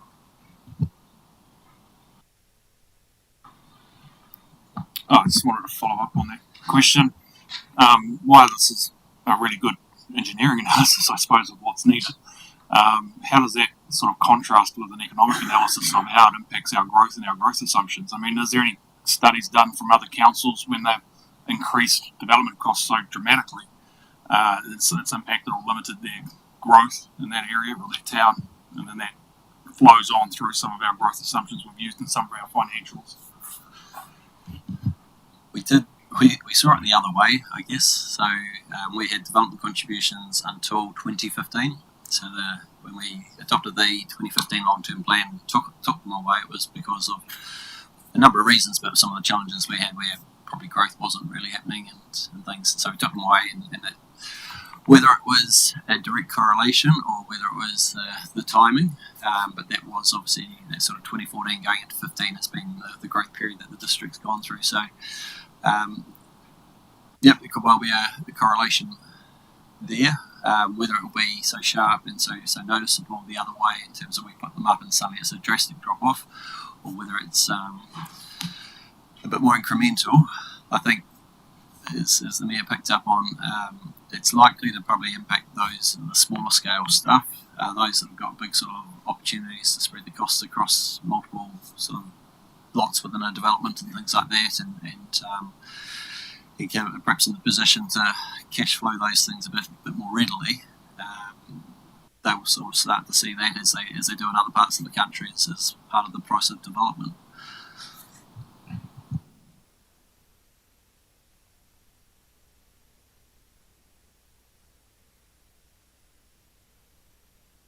As a suggestion, so in terms of what we've got next, we've got the conversation about the impacts of the rates, and that's in terms of the rating proposals that you've asked us to include in the proposal. So before you move on, can I just understand whether that's going to go anywhere? The point that Mayor Burney made about the range and the size of the lot, because currently we don't look at it like that way, but Palmerston North does it. Did you say that you're going to look into that, or that's just thanks very much, move on? I saw that as something that we're obviously going to do this challenge team process, and part of that's going to be looking at some of those, what's realistic or what's appropriate and right, and where something may have been increased too much. Is there a way that it might be able to be spread more fairly? So happy to, I'd seen us looking at it as part of that and doing some sort of assessment. Taraiku is one where it does provide an opportunity because we have a density, a high density area, for instance, where we can sort of probably ring fence, say, okay, within that area there, that might be one way of doing it, or it could be something which is done on lot sizes. One of the things we have been conscious of in the past is having a development contributions policy that's too complex, and that's probably why we've got to where we are. We've sort of probably tried to keep it quite simple. I don't know that it is fully simple, but let's take infill here in Levin, Yep. and perhaps we wanted, especially in the medium density, encourage that to be done rather than see the sprawl. And when you add on an extra 15,000 and they say, oh, I won't do that anymore. Like, I'd rather see the infill, and if that's going to be a blocker, then we do need to, I think, explore the whole, okay, if it's a certain size, then it's this much more, but not that much more. as I say, happy to look at it. Engineers might even, then you might want to comment from an engineering perspective. I don't know whether my thinking goes to, does a smaller lot generate less demand on our stormwater network, and then you can sort of justify perhaps a smaller contribution, whether that applies or not. But besides stormwater, but if you think about wastewater and, the smaller lot means one toilet and the house next door's got 2 or 3 toilets. I know it's really at 2.5 people per dwelling, like at the end of the day, that's how they do the numbers, but like surely the unit is, Yeah, well, the engineering answer would be, in theory, our districts designed for, or over-designed for road catchment only. So, the prerequisite is that on-lots would dispose of stormwater on-lot. And we obviously don't always see that in certain parts of town where the soil's not compliant. But, I think Palmerston probably differentiate there a little bit.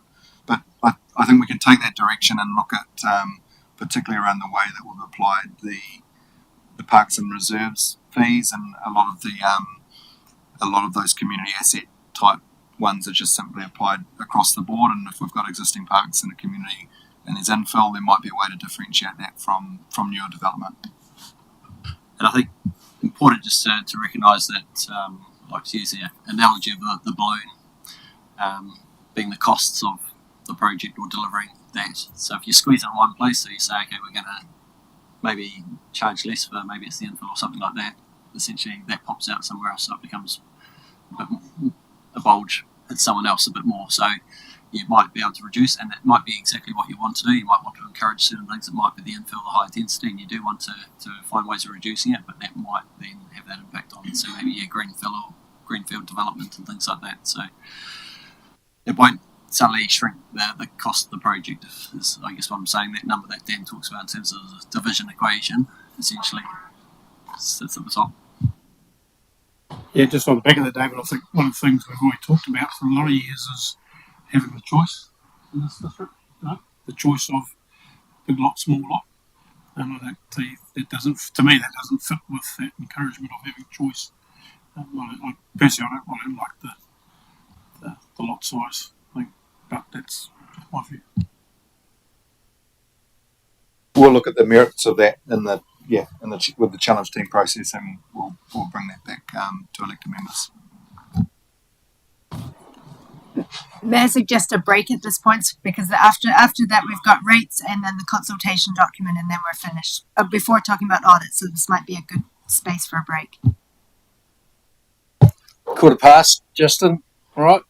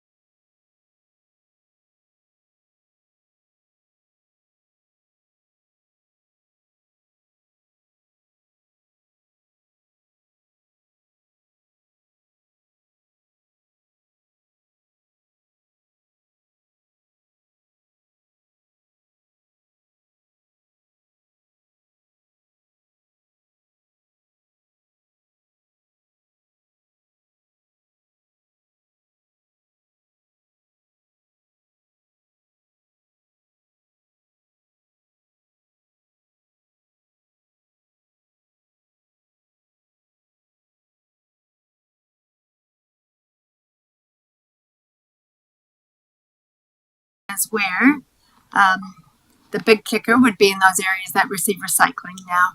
And also,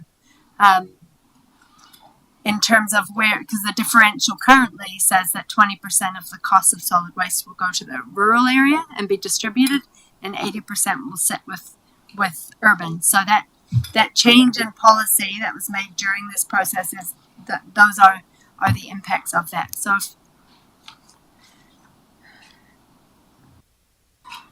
in terms of a total dollar change, you can see that change there in terms of lifestyle and rural is the impact of that. And then in terms of an average percent change, that's what's driving that. So you can see sort of by each category or sector of the community, those are the impacts. We will for next week as well have the number of properties within there. It just didn't make it into this presentation. So that's just solid waste you're talking about. Yeah, that is just solid waste.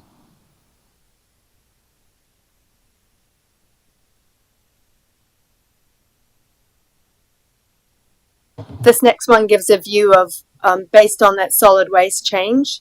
So this is solid waste, assuming no increase in the solid waste charge as well at this stage. So it's just doing it based on the same cost as this current financial year, just so that there isn't any noise in terms of the mix from a policy perspective.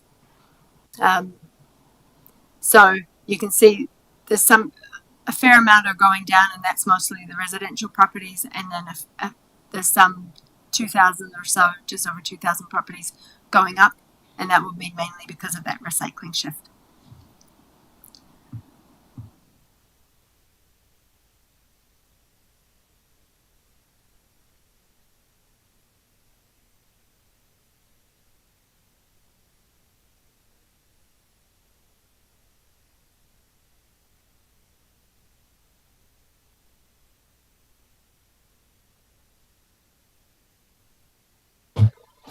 Yes, so yeah, it just seems to me that's a no-brainer. I mean, people drive into town anyway, just throw it in the...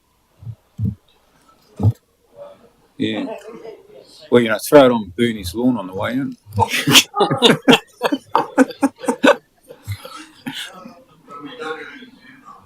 No, cool, you never see it.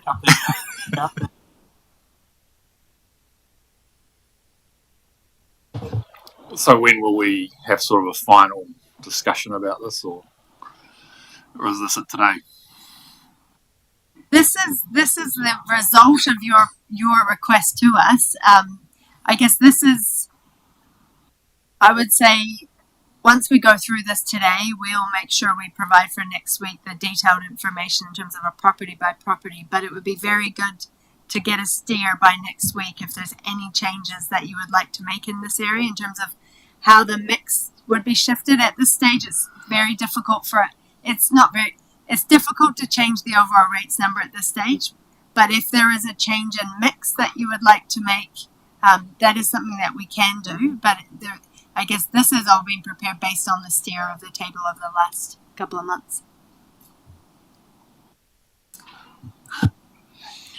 But so based on Mike's question about because there's further conversation to come around recycling and what the approach will be, if the will of the table for consultation was to cut rural recycling altogether, that has a positive benefit in terms of rates impact and also the 30% split, right, in terms of fixed charges. And yeah, that's my interpretation, is that it would have a positive impact on rates and also a positive impact in terms of the 30% limit on fixed charges.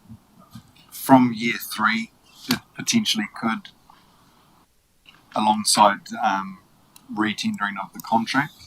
But I think the steer we've had to date and what's been included as a preferred option in the consultation document was around an interim solution to keep providing level of service and user pays for that service. But yeah, today's not seeking final direction on that, but that's what's currently built within the model. And final adoption of consultation document, we could get different direction, but that's certainly not what we've heard to date. Scrapping it would be one of the options for consultation, though, just not perhaps the preferred. So we will get another workshop on the user pays option, basically, will we? Yeah, and there's about a 19-page, fairly conclusive, all things solid waste document that, if it hasn't been circulated already, end of this week. Yeah, so that's just getting tidied up. But that was developed up by the team over the Christmas period, and yeah, I think it's fairly self-explanatory. But if there's a workshop required, just to ensure there's round the table agreement on that. But yeah, you'll have that at the end of the week as well.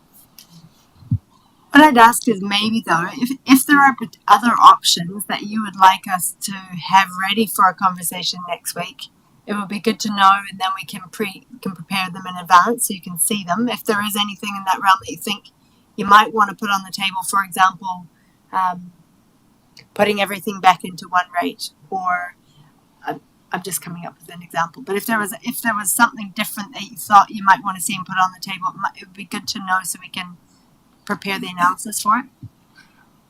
Not so much around the rating calculations, but scrapping recycling altogether.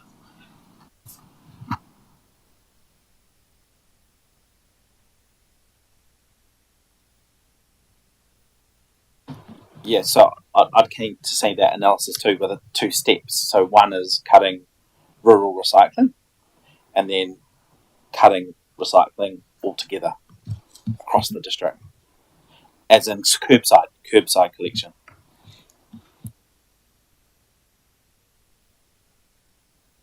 We'll circulate the paper.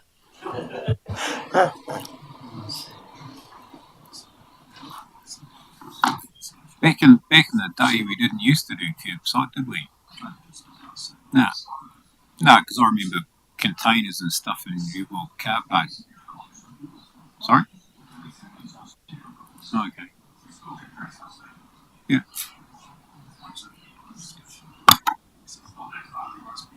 No. Okay, are we okay to move on to the next one? Is that enough on the solid waste, or does anyone have any other discussion they wanted to have on that one? Oh, so you don't do it, period? So no, not even the do-it-yourself version where there's a station and you sort it? You take the station still exists. We're just saying curbside.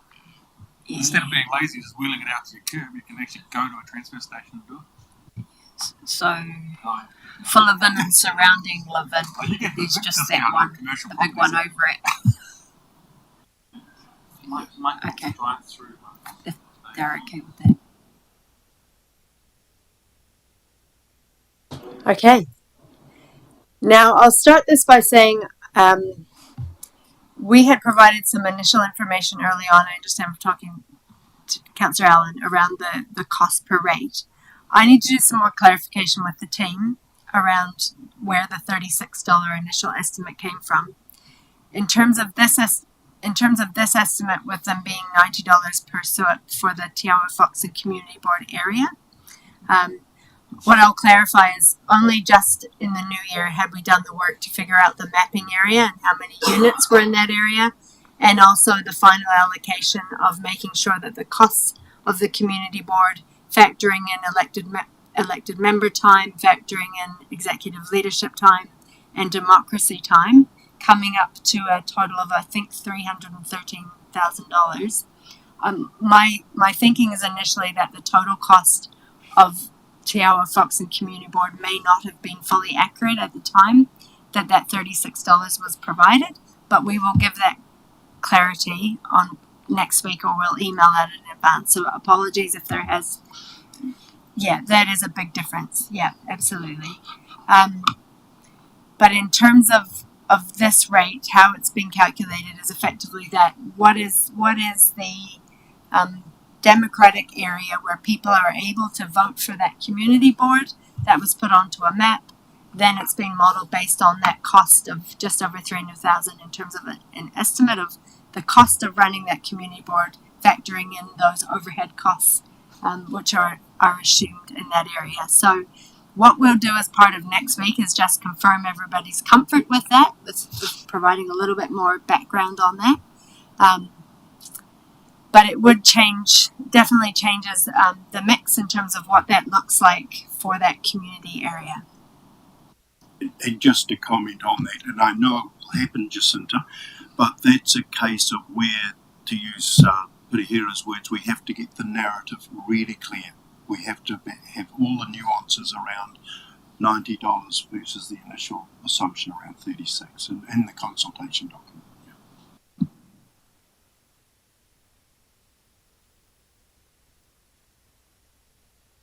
And that's based on 100% recovery of identified costs. Because I guess there's an argument that some of the costs that'll be in that mix would be incurred irrespective of whether there was a community board, like for example the CEO's time, REM, I guess. And so in terms of the consultation document, does there need to be another, like, because there's a implement a targeted rate or not, that's one sort of, that's the two options, or is there a implement a targeted rate at $90, implement it at some other split that is appropriately calculated, whether it's like 50-50 or 75-25, I don't know, whatever, and then no targeted rate, like, just in terms of, I'm just thinking options that should be consulted on. I don't know what the Fox and We were just talking about those fixed costs have been there anyway. Yep. So just so publicly, totally support that idea of the option, because one of the mantras in the community board area is that there is savings to the district in terms of the democratic process by the work done by the community board. So the opportunity to factor in that sort of option as you've identified, Sam, I think would be very helpful in the consultation.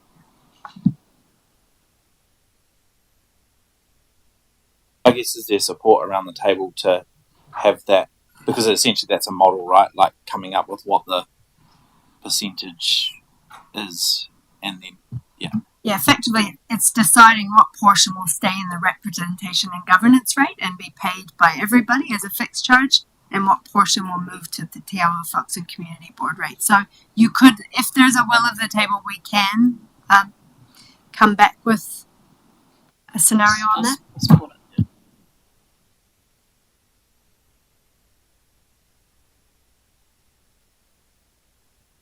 Do you need a steer in terms of, or will you provide us perhaps some advice around, having looked at the costs that we've identified and separated out, here's the number that we can directly apportion to just, or like how do you want to steer from today around like what a percentage split could look like? What's going to be preferable for you? As a suggestion, so there is some sort of overhead assumption. We could say either it incorporates all of the charges, because overheads are still direct charges, even though they're, or we could say maybe half of the overheads, or maybe we compare something that's along those lines. So are you looking in terms of possibly a $60? Well, look, I don't think it's appropriate at this stage, Jacinta, to sort of pluck numbers out, but what might be more useful would be to identify, for want of a better term, what lies sort of in terms of the core business of the community board, without which there would be a greater burden on council.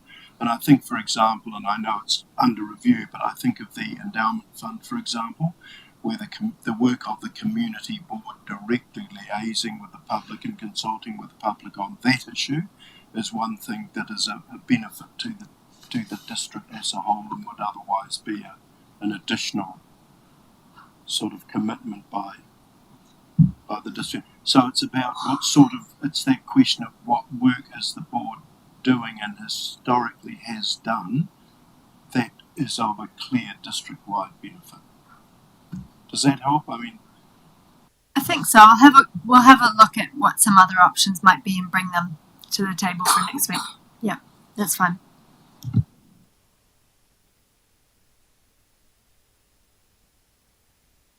The next one is the Economic Development Prosperity targeted rate. So there's a couple of things in that name as to whether is that the preferred name. It's quite a long name. Is whether there's a preference for changing that name a little bit. In terms of the new economic development prosperity targeted rate based on capital value from properties identified by QV. So in terms of how do you identify what are commercial properties, what we suggest in this area is to link it to something that is independent and quotable value as part of the work that they do on rating, identify a use for a property, and typically the commercial based ones are commercial, utilities, industrial, or mining. So they would be the typically defined commercial type uses. So that's a question for you today. If you look at, in terms of our rating base, we don't have good, robust evidence in terms of Airbnbs, for example. So you couldn't make a decision today to apply it to all the Airbnbs because we don't currently need to rate that. So we don't necessarily have good evidence to base that on. But we do in terms of using the independent advice from QV. So that's what we've proposed at this stage to talk about today, and whether the name Economic Development Prosperity Rate is, or whether you wanted to look to change it. Those are some examples of some different councils and what they use. Yeah. I prefer those bottom two examples. The prosperity's too long.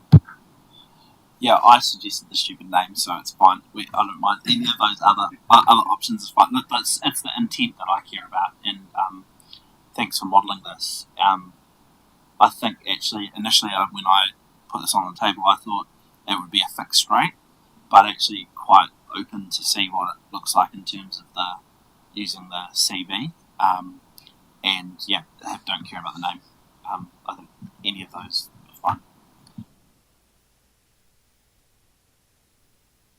So can you just remind me what the numbers are around this, and what this is going to be used for? Yeah, so I asked for this to be modelled because I was concerned that through the review of to try and get the rates number down, we were looking at cutting a number of things, particularly in the ED, Economic Development Services space. And so I really wanted to see what this looked like as a potentially another way to fund those activities so that we didn't need to cut them. Initially, when I put it on the table, I think I included a couple of things in there, which was ED, some tourism and the destination management stuff, and potentially some contributions to Levin Town Centre strategy and Foxton Futures. But I'm not sure I think it's just ED and tourism that's within the scope now. I'll let David jump in, but just from a dollar perspective, which we've modelled, is we've modelled 500,000 in terms of an amount to go in here, but I'll let David talk to what that approximates to in terms of the overall spend for economic development.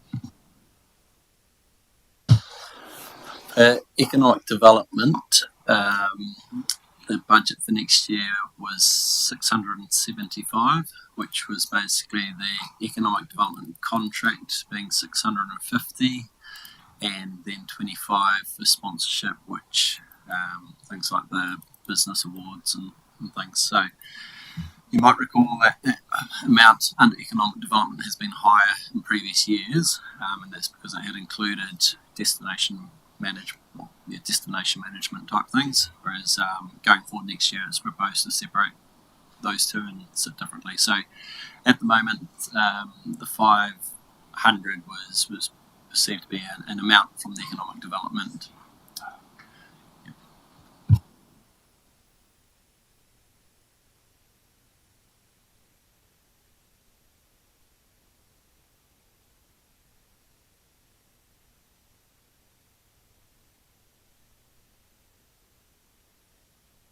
So because it's a capital value charge, you can't exactly say how much it's going to be but this gives you an indication of what that means for properties across the commercial, industrial, mining properties across the district.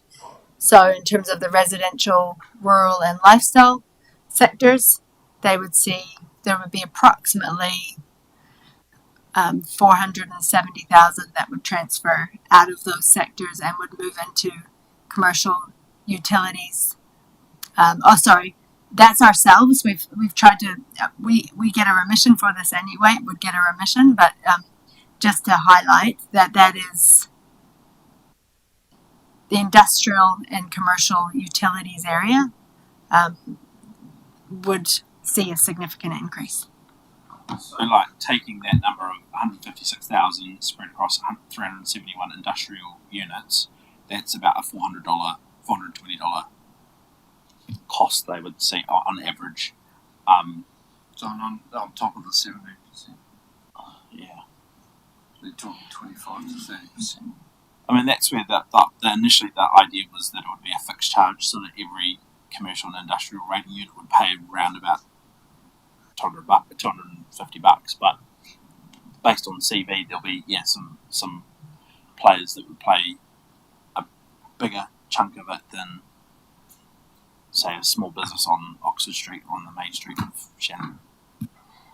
It's good to see that you're not dumping the costs on rural and lifestyle as usual. So.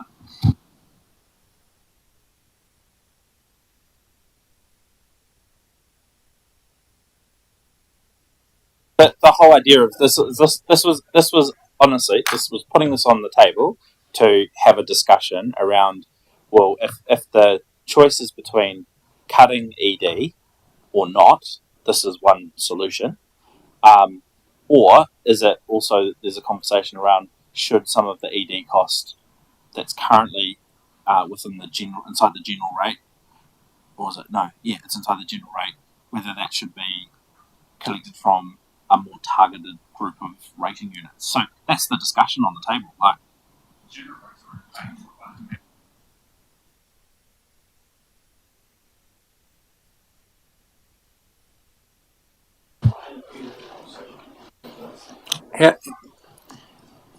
So we're paying rates on rates, basically, because our income is from tax. So then when we pay it, we're paying a tax on a tax. I don't see maybe I'm being a bit dim, but what's the point of the council paying a rate? Really, because it's for the benefit of the ratepayers. Yeah, so why would we do that? Just because we are required to rate ourselves, we can provide ourselves a remission. Central government have an option to build into the Act that they don't need to rate them, they can be not rated. We don't have that luxury as in local government, so we are required to rate ourselves. I think we should cut ourselves a remission. That just And we seems ridiculous. do. We do. Yeah. Well, Yeah. Yeah. And the other thing is that I'm all for this economic development. I mean, there's an argument with all of this in terms of, does the community benefit from businesses and commercial activity developing, where you could chase that one round and round in circles. But generally speaking, if it takes, I think that rate should be targeted. It's my 10 cents. Yeah, it comes down to a fundamental question of who benefits from economic development. Yes. Who is the major benefactor from that? And I guess you can argue that the whole community is in some sense, but I say our business is a big benefactor of good economic development. So I guess it's the ratio of, for me, it's the ratio of what that looks like. Is it a 70-30? Is it a 60-40? I don't know. But it's a good discussion, and yeah, look forward to backgrounds. And like Sam's motivation was about retaining that rather than lose it if we were looking at cutting it. So I don't know where that lends us to, but there sort of might be a bit of work there in terms of there must be a model, David, around the country perhaps where they've done that work in terms of where is it perceived that best benefits sits and how is it paid for? Hopefully. I mean, you're right. The whole community benefits, but there are primary benefactors and secondary benefactors and flow-on effects. Businesses are the primary benefactors, and the rest of the community get flow-on effects, which can be intangible at times. So if there's a view around the table that the business sector should pay a higher proportion of the cost of ED services that's currently funded by the general rate. I guess there's different ways to do that. It's one option is the targeted rate, but there is potentially other options, isn't there, Jacinta, in terms of separating that out and having a differential or not? I mean, to achieve the outcome that there appears to be a view in support of, the targeted rate's not the only route, if that's what people were concerned about. But the targeted rate seemed to be, to me, the cleanest way to do it, but there might be other options. Yeah, I'd say it probably is the cleanest and most transparent, rather than if you had you could have a differential on the general rate, but I think it's probably more transparent to separate out the portion you think is fair and clearly explain why, then the community has a chance to feedback on that. I know that from the conversations I had during the rates review, I'm pretty sure we'll get some good, robust feedback from the utility community. I've had some feedback around, I thought that the economic development work would benefit those that are in the farming area, because we are promoting Horowhenua as a food bowl. There's all sorts of different arguments you might make about where the economic development activity is targeted. There are many that will have different views, but it's important that if you want to put it forward, you're clear on why you're happy to charge commercial, industrial, and utility for that charge, so that when the calls come, we're well set up to answer them. So based on if we took sort of if we operate on the numbers that David talked about before, which is about 675, if you went 80-20 across the commercial sector and 20% for the residential sector, that gets us pretty close to that 500k, doesn't it? So that sort of 80-20, is that a principled way to do this, or is it better just to set 500k as the pool that we want to recover from a specific sector? David may want to comment. I think if you don't know what the 500k is made up of specifically, then you've got a percent. If you've got a percentage, say 80-20, and you can give a rational justification as to why, you may be better to go with the percentage. Unless you've got, well, what makes up the 500k would be your next question, probably during consultation. 500 of 675 was 74, just shy of 75%. So when we started writing up a little bit around that, it was, essentially we were saying 3/4, and you sort of make that call whether you go with an odd number or a round number, and but it was sort of within that vicinity of that 80-20. I think 75% was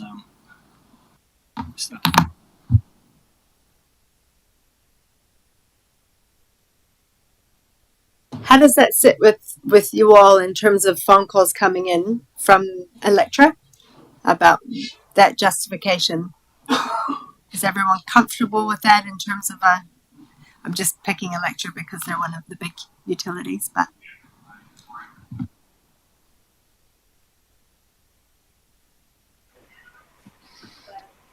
What do you mean, Jacinta? Sorry, I'm just trying to follow you.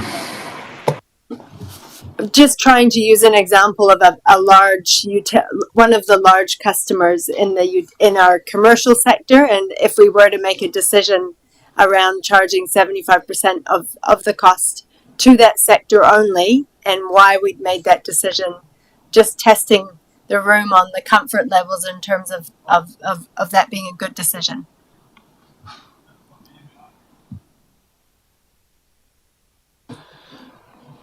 Yeah, look, I support it, but I do think that it needs to have that breakdown, just so you have got that percentage to vice versa.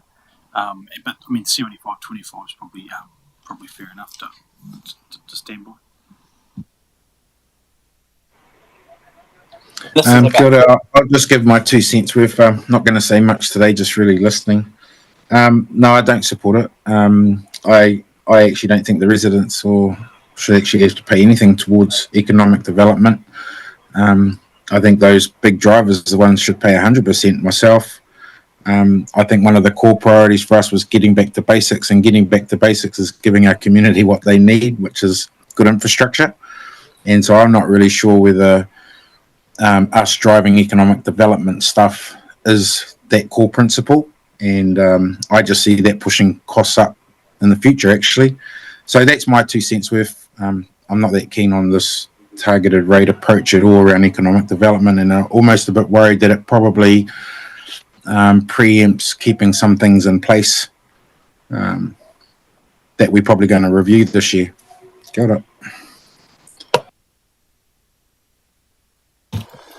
Well, I was just going to say that I'm really keen for this to be taken forward just because it's for consultation. Because if we don't take this forward for consultation to actually ask the question, do you agree with this or not, we can't come back later and introduce it at the 11th hour. So this is not saying this is absolutely going to go ahead. This is about putting it out into the consultation mix. I agree with Sam. Let's put it out there. Are we actually going to be asking the community whether we should be doing economic development at all?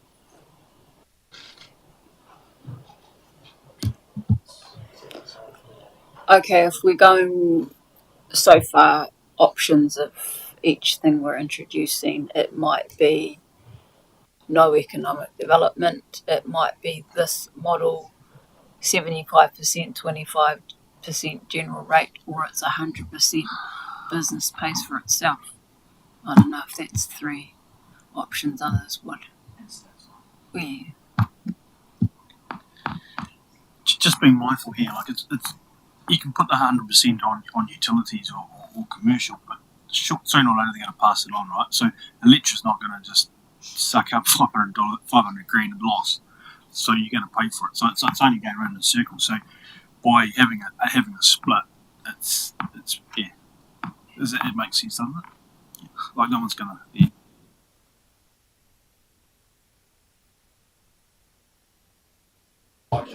Okay, it sounds like we'll definitely go forward in terms of the option. The question around, David, did you want to comment on the question around the option of no economic development? That probably needs a bit more conversation. Yeah, so obviously at this stage, your direction, council, has been to have a continue economic development with the current contract arrangement for next financial year, and within that financial year we do a Section 17A review, which will look at the service delivery model. I guess that is still assuming there will be some form of economic development, but basically it's from 0 to 100%, I guess, is up for grabs in terms of what's delivered and how it's delivered at that stage. So hadn't anticipated that we would be bringing forward that conversation into the LTP. Saw the Section 17A review as being the start, or that process that where we have that conversation. Therefore, it's status quo. That percentage split, or You have 3 options, right? 3 options. As of from trying to provide some information to the team working on the consultation document, just see if this helps at all. But when we talk about economic development and what those costs associated with the delivery of that cover, we talk about covering the cost of covering business support, advice provided to existing businesses, iwi Māori economic development, inward investment, training opportunities, communication, provision of economic data. And so some of that, I guess, where we talk about training opportunities, some of the ability to access data and things like that, you could argue isn't just directly relating to benefiting a business. There might be someone who's not employed at the moment who gets the benefit from training, which then obviously the business may get a benefit from being able to employ that person. So I guess, yeah, I feel there is some of the things that are done for economic development clearly do help the business and the business community and promote the district and support the business within the district. But there are some parts of, I guess, that which we see as, I guess, the benefits of those spreading a bit wider than just a commercial business.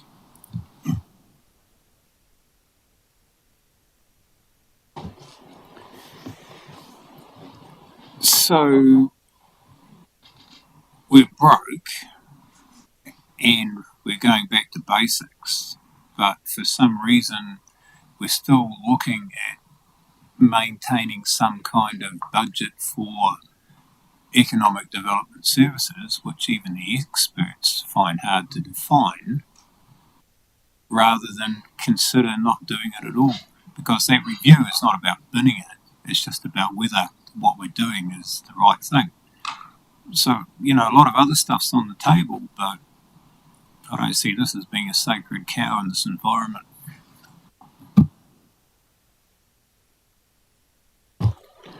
Totally disagree, because I think if you think back to the days of those who've been here long enough, to the Economic Development Board that was set up to lead and attract economic development in the community, has then gone into the setting up of the trust and council's role in assisting the setting up of the trust, and then the funding of economic development through to the trust to provide those services, and then look around at what's been delivered in the last 10 years or so. It'd be pretty hard, for me, it'd be pretty hard to argue that it hasn't been successful for this community. Well, it's been hugely successful in lots of ways, although a lot of that is, Jonathan mentioned before, not quantifiable in some ways, but and I think we've already had that discussion prior to today, where we agreed that 17A was the model in the coming after the LTP, to look at how that's developed. So I'm not prepared. I don't want to get to that discussion again today. I thought we've already had that discussion. This is just about the split and how we want to consult on. So that discussion's been had. Yes, I echo those words. I'm getting confused by the process here today. I thought we had discussed economic development.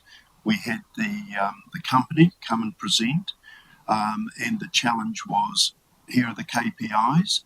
Have they been met? Are we satisfied? A chance to Q&A that. In my recollection, not all councillors were able to attend, but my recollection is that there was a very strong message. The KPIs have been met. The decision now is to move on supporting economic development. It's just about, as Councillor Brannigan has identified, how that is paid for. So I'm in a bit of a state, Mr. Mayor, you might be able to help in terms of the process and whether or not today is the day where we actually relitigate whether or not we are involved in economic development.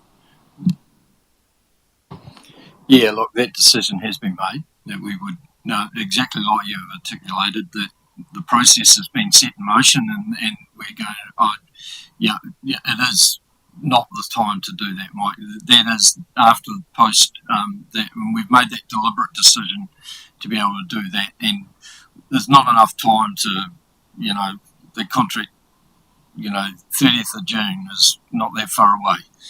So there's no way that we could actually institute a process where we would relook at it. Thing. The beauty of a Section 17A, it's completely independent. We've got ample time to see the pros and cons and disadvantages and advantages of having economic development, and the money's well spent in investing as to whether we should do or not. This is a different situation altogether. This is trying to actually relieve some ratepayer money and transfer it to the business community. I think that's a conversation that we need to have, and it's just really a matter of how that's done. So I'm comfortable with the process in terms of where we're going at the moment. Okay, so in terms of the conversations that we've had, we are at a point now where, in terms of all the changes and assuming that some funding needed to come across from representation of governments to the general rate, and I'll just go over this summary first, and then we'll go back to that point that we started with, is if there was no changes to the rating, this is what the mix would look like in terms of the rates increase. With the proposed rating changes, this is what the average change looks like. So for the likes of some of our utilities, transport, industrial, and commercial, that's where you'll see the sizable increases, the more significant increases than the average rates increase. And that largely relates to the change in the economic development rate. Otherwise, rural is a little bit less, and that's mainly because of the change. Mainly because in terms of the changes, they're not seeing some of the increases in some of the waters areas. That will be as well. In the lifestyle area, that is a bit more than in the rural area, even though they might not have some of the increases in water, and that will be because of some of the changes around the recycling as well. So that's in terms of that mix and why the changes are where they are. You could argue across, other than the commercial, the industrial commercial, everyone isn't that dissimilar in terms of the increase, but it definitely is in that commercial area. The two tables below also show what those increases look like for the residential sector across the different parts of the district, with Foxton Beach being the higher ones, and that is because of currently the mix that we've talked about in terms of the Te Awa Foxton Community Board, which could potentially change if different decisions made around it not being 100% of the cost and maybe a portion of it. Quick question, Jacinda. What is Foxton/Humataki? What's that referring to?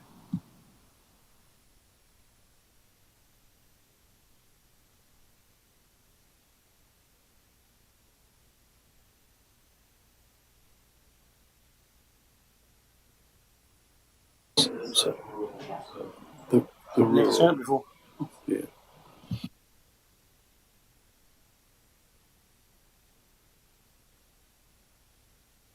So in the information that you'll be provided, you will be able to filter on the different areas and look at the different increases.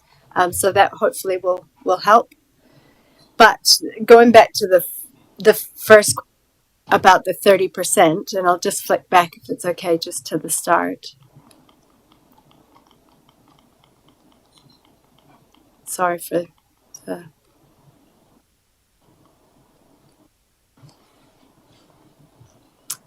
So with the mix, and again, I apologize for the terrible color fonts. I can't even read it, so I'm just going to go back to my slide, sorry.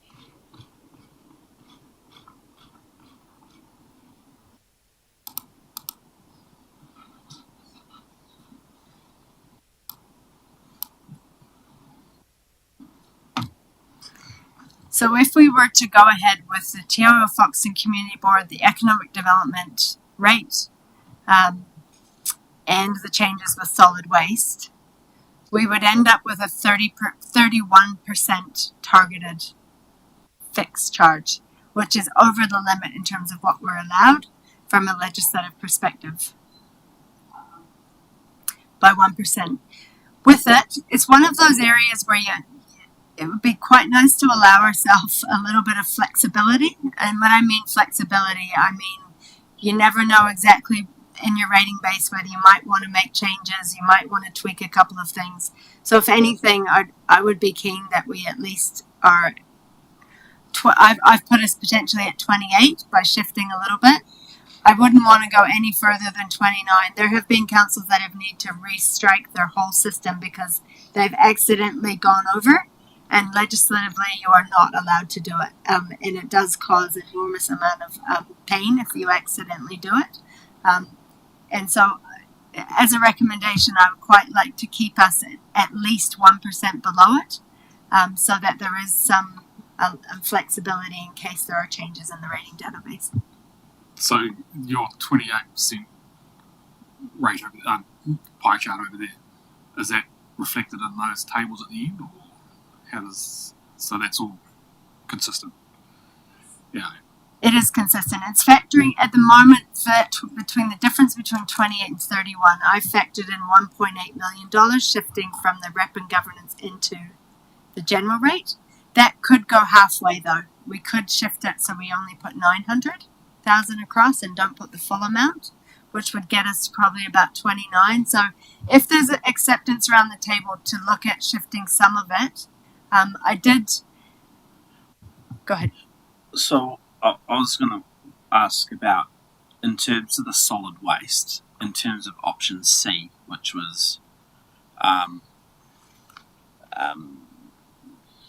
think it's includes curbside solid waste and transfer stations and stuff like that. So at the moment, that's based on a fixed charge.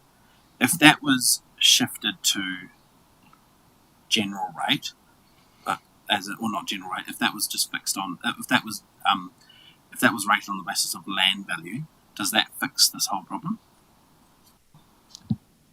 The question about land value is a careful one for you to consider, because currently the solid waste is differentiated for the rural sector, and so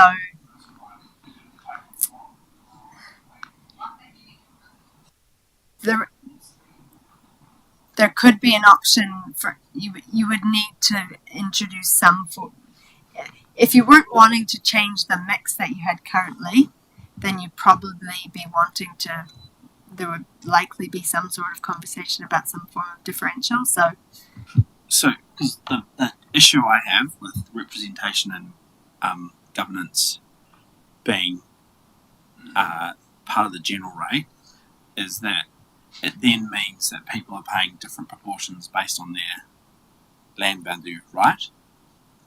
And I think that's a fundamental problem in the context of governance, where in that governance space, one vote, and everyone should, you get to exercise your vote, and therefore there should be carrying an equal share of the cost of governance representation. It shouldn't be.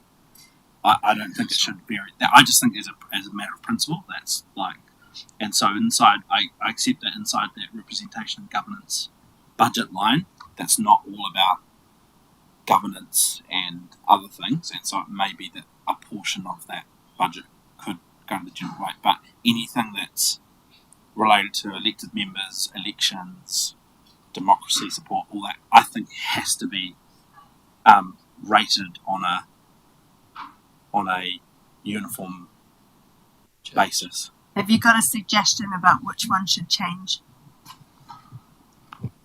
So I guess having looked at that, what you were saying is inside representation and governance, that includes strategic planning, annual plan, LTP, and I guess you could argue that there's a little bit more.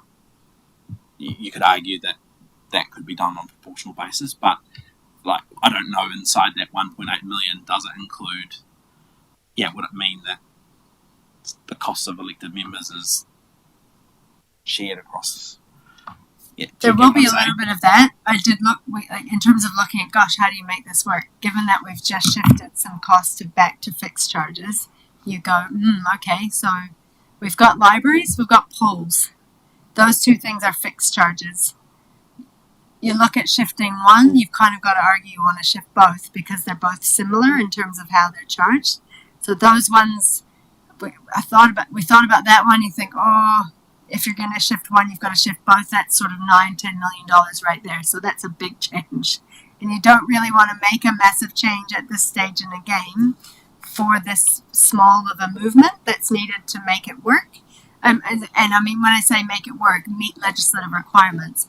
And so the other ones you want to look at are, so we've talked about economic development, but that shift was out of general rate, so that doesn't make a difference in terms of that mix. Solid waste is the key change for us in terms of shifting to a uniform charge rather than a value-based charge. So that's the thing that's driven us in terms of the mix being different.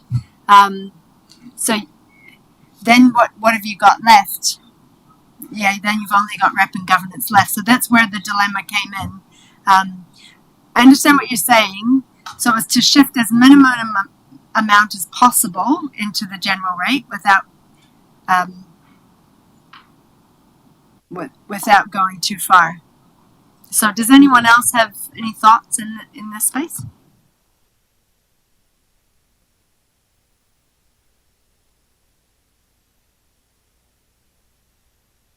It's either shift some from, if you don't want to shift the aquatics in the libraries, then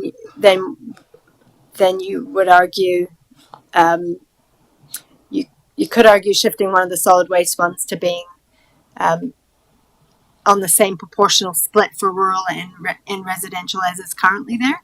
So for example, it might be 20%, 80%, but you wouldn't take that mix. You'd say, because at the moment I can't remember the split between the fixed charge that rural pay and the fixed charge that urban pay, but that differential actually at the moment is only mostly due to the recycling, is how it was sort of set. So you could argue one of those two uniform ones could go to a land value or a capital value based one, but that will have impacts. It is, if it shifted to land value, it would have a bigger impact from a rural perspective. It might have unintended consequences from that perspective, from what you might be intending. I think we have confidence in your way that you're doing it, Jacinda. Thank you. Well, let's. We're going to get that to yeah. What I'll do is I'll try and get to the minimum amounts possible that needs to move. If anyone's got any thoughts, let me know, and we'll bring them back next Wednesday. Yeah, it's not an easy one in terms of what to do, but it's just a little bit that needs to move. And I guess just maybe if, like, you know, the percentage that we need to move, it just come back with maybe a couple of options that are easy enough, and then at least we can make an informed decision. That's fine. I did have a go at shifting the pool. We had a go at shifting the pools over the libraries, and it was a pretty big change. Yeah. Okay, thanks everybody for that one. We'll now move on to the consultation document.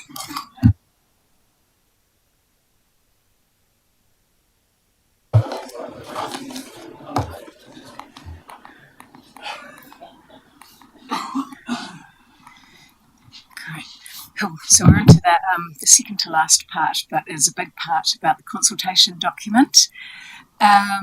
So today we are presenting the narrative and the options to you to check that we've got it right.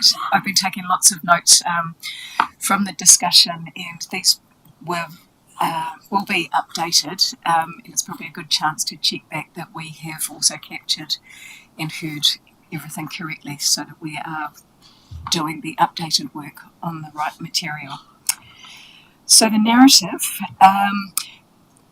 I've got it broken up into several slides, and we're proposing that this narrative is, like we did in the LTPA, the message from the Mayor and councillors at the start of the consultation document.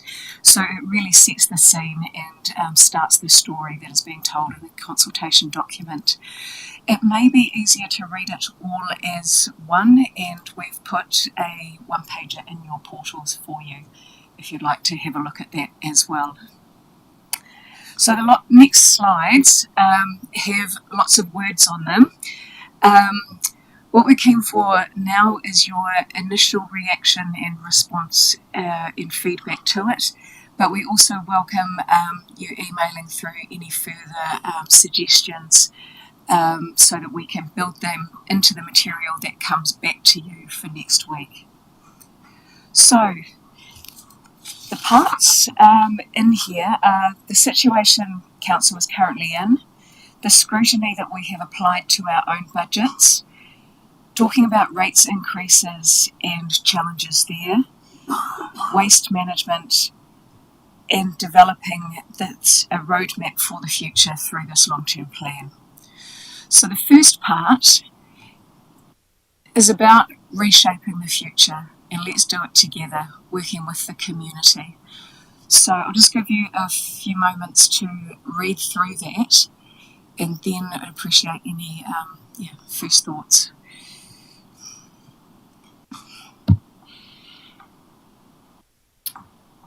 Sorry, the let's do it together doesn't ring well with me.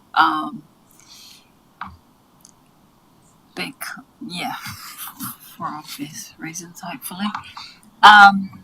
Because up and up and up it goes. I mean, it's like the cost of your fuel, like the cost of your food and general costs. Everything is rising, and that, council's facing the same thing. The cost to serve is much more, and hence what we're looking at. And it's not a we want to put your rates up. This is just like everything else, and something we can't control. I mean, the hikes come from interest and all these other things. This is not. And I think you need to, well, I would prefer to start there. I mean, that's how I'd be talking to people. This is not what we want either. So, in terms of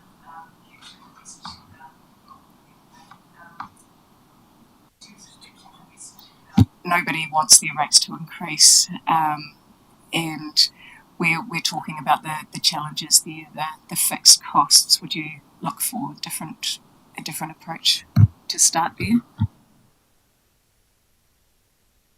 I mean, we're comparing our council with other councils in that sentence, rather than this is the nature of what's happening countrywide to every person. Every time you go to the fuel pump or the supermarket, you see that the cost, it's the cost of living crisis, and council is not exempt from that.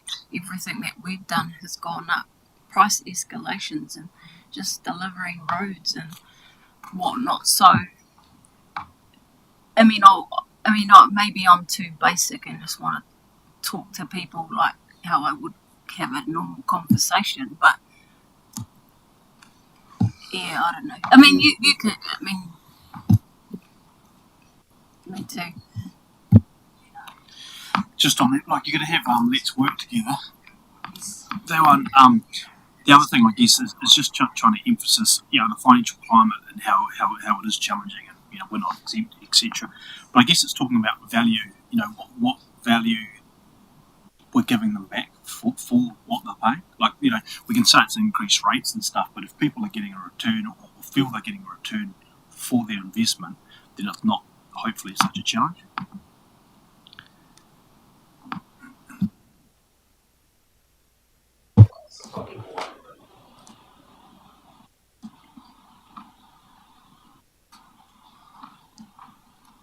Oh, there's just some minor stuff.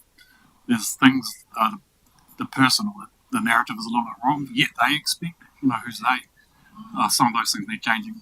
So it pops up in different places where we talk about ourselves, and we talk about ourselves as a community, and then we talk about us and them. So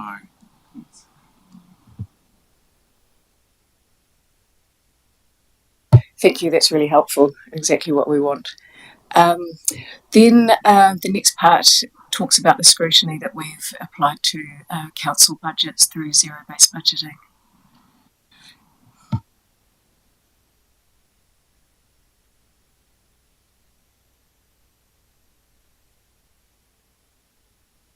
Will our community know what zero-based budgeting is? We won't use the word, oh, yes, that's a good.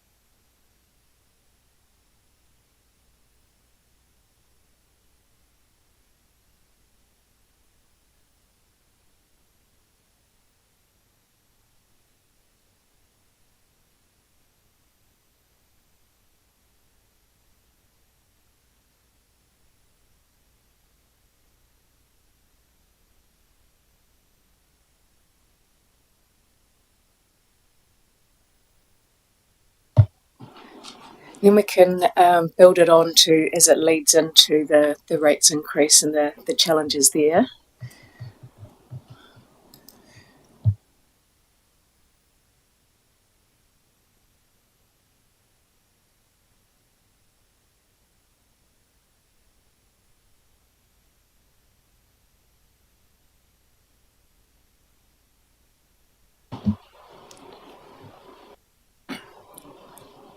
I would be a fan of keeping this as simple as absolutely possible, and I don't, that whole paragraph there, I'm wondering if you could just bin that and go straight to we need to have some really hard and honest conversations.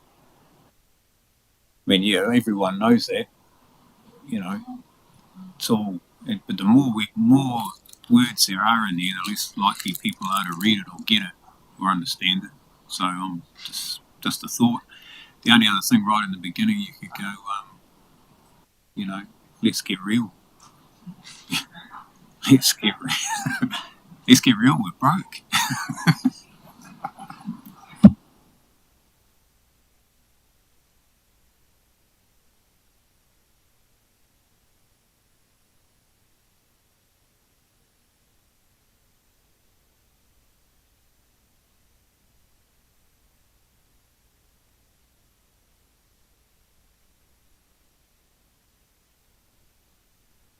whether we can live without, with or what without. Do we mention levels of service, or is that something people don't understand? I'm not sure, but that's probably about right. So. I'm just wondering if there's a slightly different narrative which you've explored around. We're trying to align ourselves with the rest of the community and all the challenges we're all facing personally and as households with rising costs. But I mean, do we just thinking about what Mike said, do we need to be a little blunt and say, hey, actually, we still want to provide a livable community and it's going to require costs.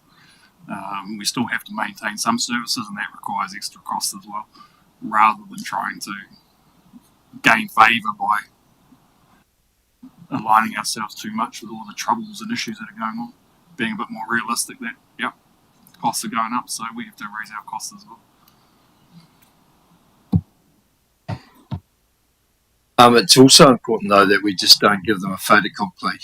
That they just, we know times are tough, but you're going to get a rates increase of 17% anyway. So don't, so just be careful about treating them sort of, regardless of what you say, you're going to get an 18% increase. We know times are tough, but that's what we have to do. So I just temper that with treating them a bit sort of blindly, or sort of ignoring their wishes and things like that, because what we're asking them to do is to submit and to give us their views and opinions on what we should be doing. We have to say that we're committed to providing a level of service and community and livable town and all that sort of stuff around the things that we are continuing to fund out of the rates increase. Otherwise, we might just pack up and go home.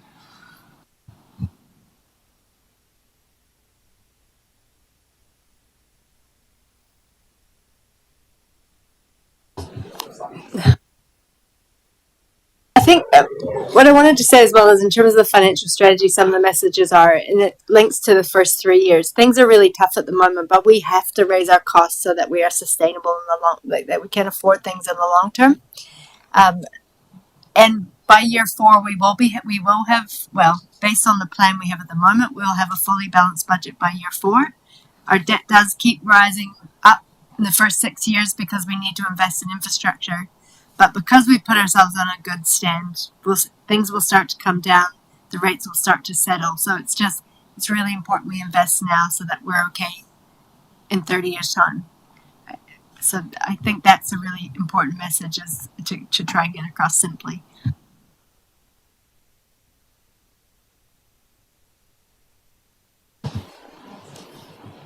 Yeah, I think what you say about it's not the message, it's how you put it.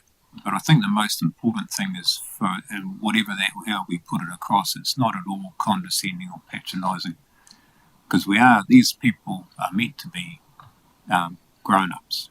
So we're all grown-ups, or we'll, I think, aspire to be, mostly. But so let's treat them as grown-ups. I mean, we don't have to go, oh, well, tough luck, we're bumping your rates up. But the message can be direct without being patronising or condescending. So just as a general theme, that's all I'd say. Thanks. Yeah, we don't want it to come across like that. So, yeah.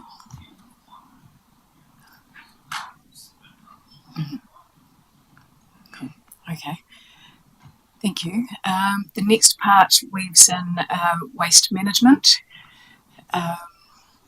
Is there anything else or that should be said differently? I really like that one.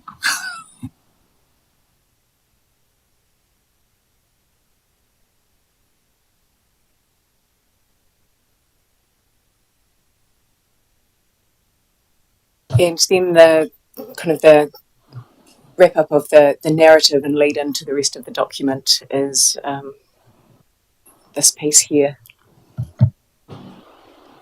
Are we really providing a roadmap though? I mean, a lot of what we're doing is reacting to the current situation and trying to find solutions the best we can, rather than trying to provide too much of a destination or where we want to be. I mean, in some ways, it's sort of, I contradict myself about what I said about providing some more definitive terms about being sustainable and where we want, providing continuing to provide services. But saying we're developing a roadmap we're not developing a roadmap. We're just reacting to the current situation and trying to continue and survive and be sustainable.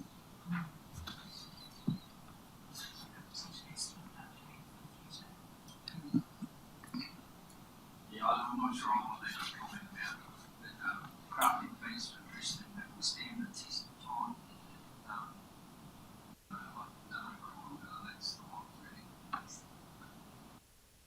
But we are moving to a year 3. We're not doing it hopefully. We're in that argument. Should be 10 or 20, and it has to be 20. So a bit more long term designs. But even reshaping the future. Reshaping the future at the moment. We're just trying to survive.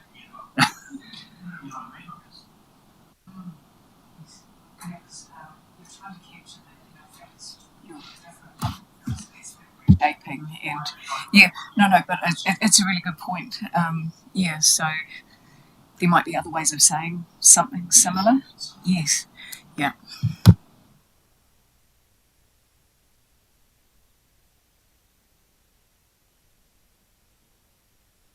Thank you. That's been really helpful. And if you do have any other thoughts or suggestions, please do send them through, because we'll work them into the material that we bring back to you. So we'd appreciate that.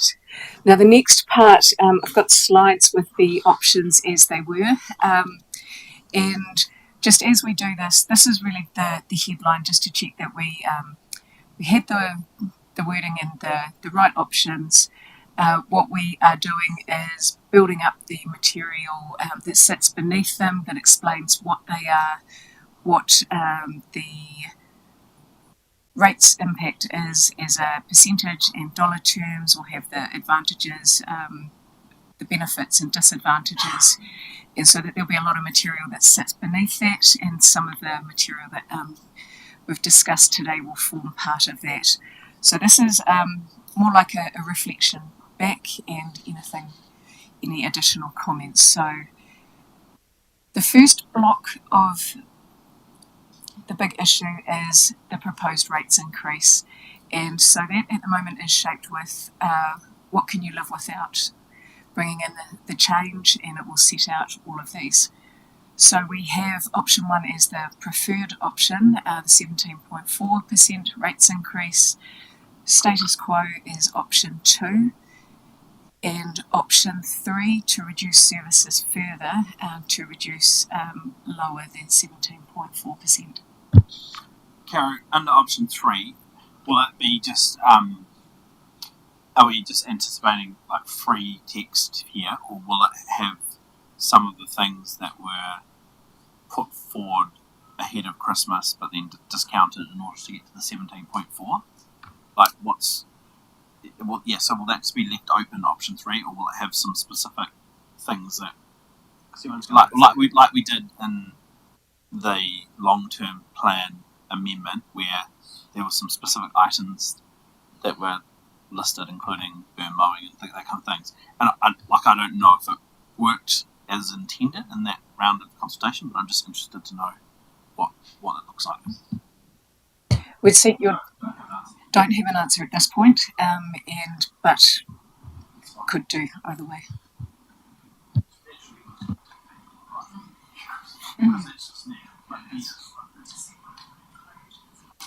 I guess, what does that mean? Yeah. Like, what does that include? So, what are you going to do with that as a result of ticking that box? And you just about need some examples to reflect that, I think. And I'm not sure about that. I mean, that's a bit like saying I can live without my mum, and I can't live without Sky TV.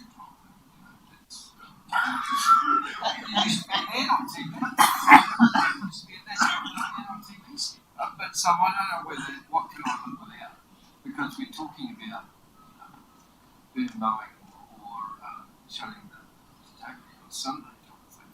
Can I live without that? Of course I can live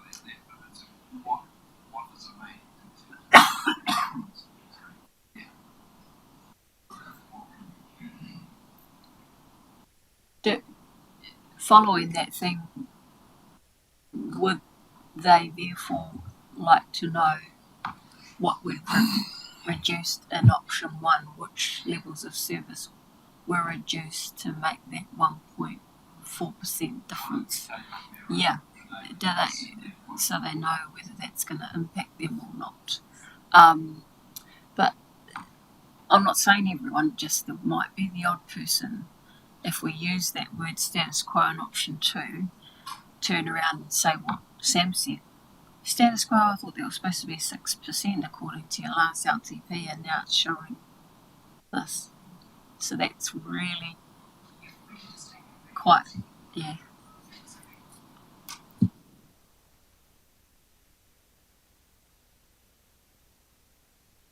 Option 2 is almost like business as usual, or maintaining our current Levels of service. levels of service. Which is what it says.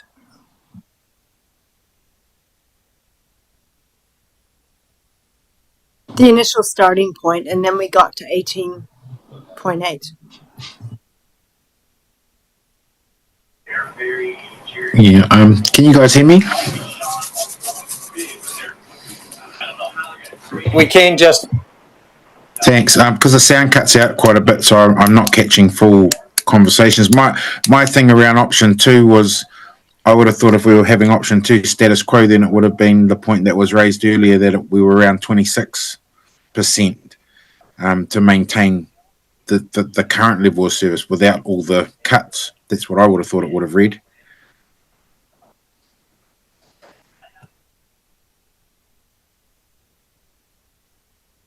Yeah, look, that's my impression too. I'm getting confused because 23% back before Christmas, before we worked on it, we said if we want to continue business as usual and delivering that and factoring in those big 3 fixed costs, depreciation, etc., 23%. So saying the status quo is 18.8 is wrong, because that's the massage down figure.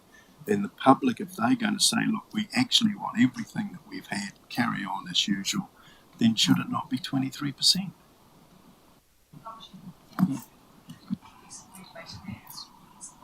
But I different view to that, because if you remember I think it was the 5 envelopes we debated on, and the top one was 23 point, whatever it was, and we all agreed around the table that wasn't going to flow. It wasn't going to flow, we weren't going there. So that's why we got to the 18.8. So once again, we're now litigating what we did before Christmas, where we clearly agreed that there was the 3 options, 18.8, 17.4, or less than 17.4, which means lots and lots of cuts. So unless we want to relitigate again, well, that's it. I agree to a percent, Ross, but it's the fact that option 2 has status quo in it. And for me, status quo was maintaining the levels of service we had before we started that messaging. And that's all I'm saying. If you're going to go to consultation, I'm looking at the question you're asking, what can you live without? Well, to maintain everything, it's that first rate. But to remove things, take things out you don't want, then you come down to these reduced rates. That's all I was saying. I don't follow this, and I have to agree with David Allen that doesn't read right to me. That's not what the public, that's not going to be clear to them. That's what I thought. Yeah, no, the key words, as you say, Justin, are status quo. Take it out there. We need to, if we're going to keep that in, it has to be 23%. The unfortunate part, David, is that if you take status quo out, then you're actually now already preemptively made a decision to the massaging models that we're only in discussion around. And I'm with you 100%, Justin. I agree. I think we'll come back to on Wednesday, but I'd say we keep a 23% and potentially have an 18 in there as well. But 23% from the status quo does make more sense. Great, thank you. So here I've got notes as well. So we've got the 3 options that we had. Option 1, Urban Pays. Option 2, indicated as a preferred option, the interim or transition to user pays. Option 3, urban only curbside recycling. And we've got the fourth piece that we will do some work on about cutting recycling to rural curbside and then all curbside recycling. So I'll come back to you with some information on that one. And we will be circulating the document that Daniel mentioned so that you've got a lot of the background material for that as well. Yeah, Kara, I think just the option one, we need to use some really precise language there, which is like urban continues to pay or continues to subsidise the rural sector. Because it's a partial subsidisation, isn't it? It's not a full subsidisation. So we just need to use that. Just not all though. So that would be my suggestion for the change of the wording there. And there'll be an introduction to this as well, which sets out the problem statement. So, yeah. It's over 2,000.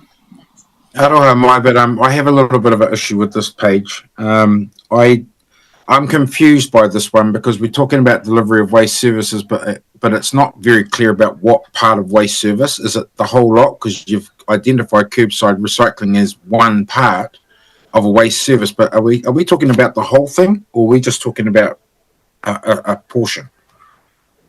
This part is about the curbside recycling. So so yes, thank you. We'll redo that heading. I was just going to add that you've kind of set everyone up with that previous statement saying that, curbside recycling is paid for by borrowing, basically. So we need to that fourth option, like Sam said, remove recycling altogether.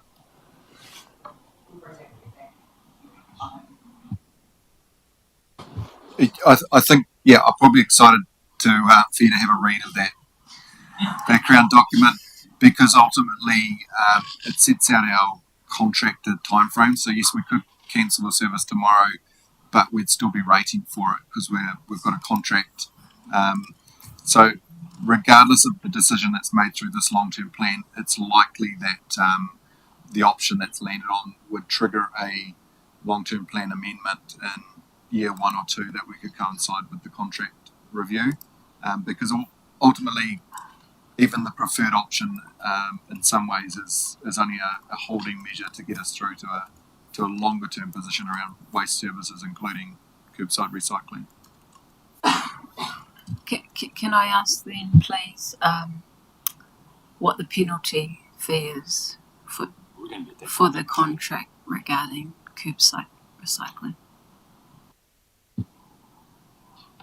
Well, we've got a contract for services. Yeah. We haven't. It's not a penalty fee. We just pay the contract.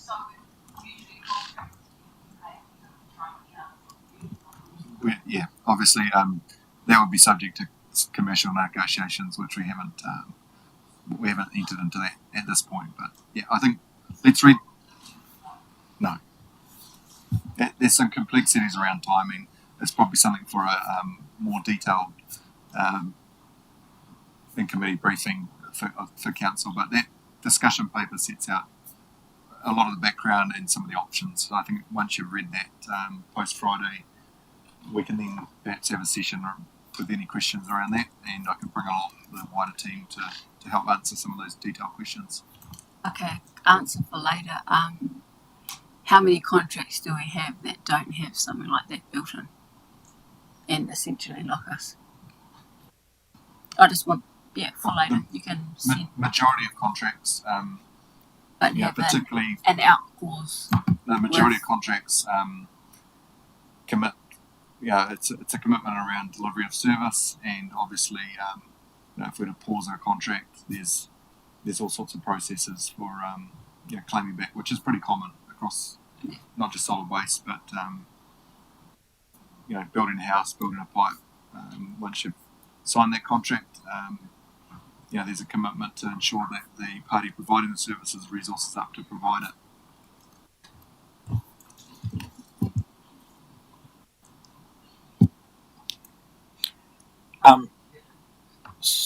Just back on issue 2. So, could we? There's 2 options here, which is either and when we describe the options, we have a date. So urban only curbside recycling from a date, or there's a sentence at the start of it which says all of these options would apply from X date, so that it kind of deals with that Contract thing. that aspect that Dan's talking about. Transition.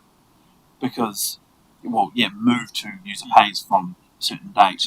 Because, I think that if there's a transition period, and so if we're adding an option 4, which is cut it all together, and we acknowledge that there's still period to run in the contract, and so it would only apply from year 2, 3, whatever of the long-term plan.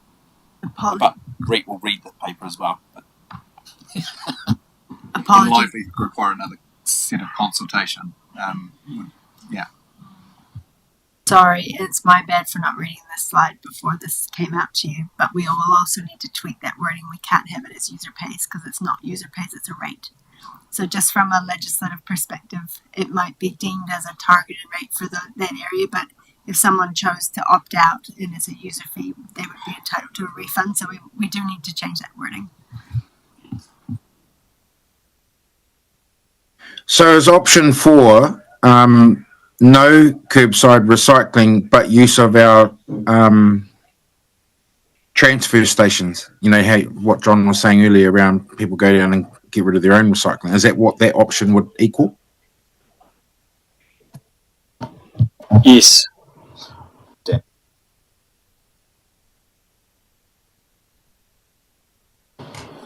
I was unaware we're putting up additional options today, but I think we'll get you the material so you've read the background and then schedule a session to discuss that.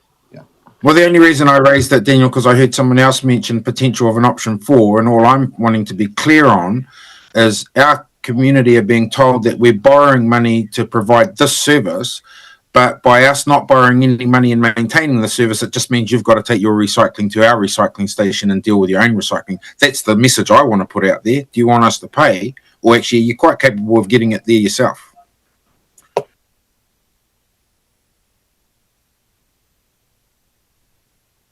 Thank you. Yeah, we will bring that information back to you. So then we come to issue 3, and this captures how the costs are shared. So a lot of the discussion that happened just earlier in this workshop. So we've got the landfill legacy rate, Te Awaho Folkestone Community Board, and the economic development rate. So here we have the 2 options that you've indicated to repay the landfill legacy rate in 10 years or 20 years. Do we actually have to consult on this? I thought, as a table, I thought we'd made a decision that that's what we wanted to do, and so do we have to consult? Did we make it in a council meeting? Yeah.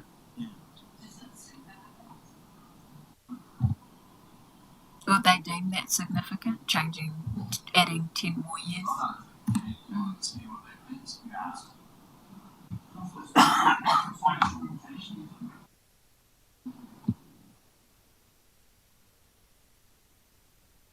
Another option in terms of this could be to talk about whether it's going to be a fixed charge or a land value or a different way of sharing the mix rather than the amount or the term of the rate.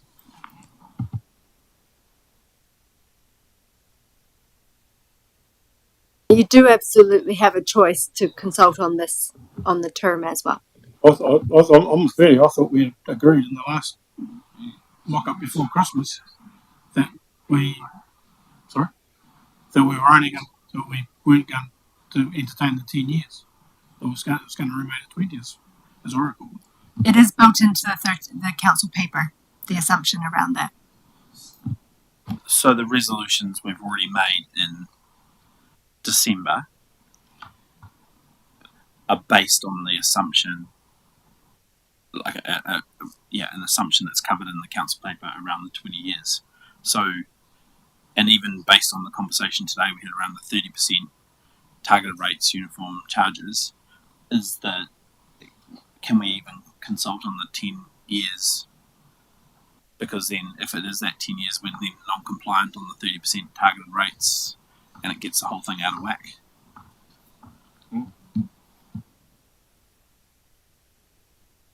If the table's happy with the amount and we've signed it off on the 13th of December, the other option then is around the way that we charge it rather than the amount of it, and that would work well in terms of the proposal in line with the economic development rate. Does that work for everyone?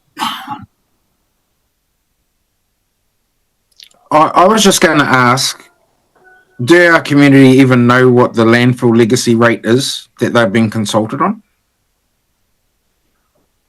The material that they receive would set out what it's all about. So each of these will have an introduction to it, setting out what we're actually asking them about. So if it was included, we'd make sure that was set out nice and clearly. So this is what I'm really asking is, this is a new rate we're going to introduce? Or is this an existing one that's already somewhere else inside our system? We currently have one rate for solid waste, and so the table asked that we separate it out so that we have a part of it for repaying the loan, part of it for paying for recycling, and the rest for paying for transfer stations and rubbish collection and other costs. So it is effectively a new rate in that it is a new separation, but of an existing rate. Can I just double check that it's not just the existing debt on the landfill, but it's the remediation costs going forward? Or no, just the one? No, it will be the remediation as well in that rate, yes.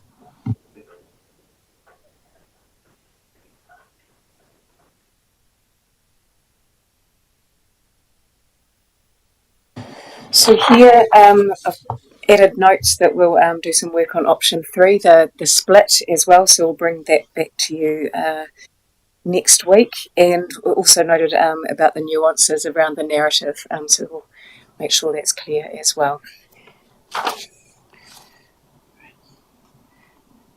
And economic development rate.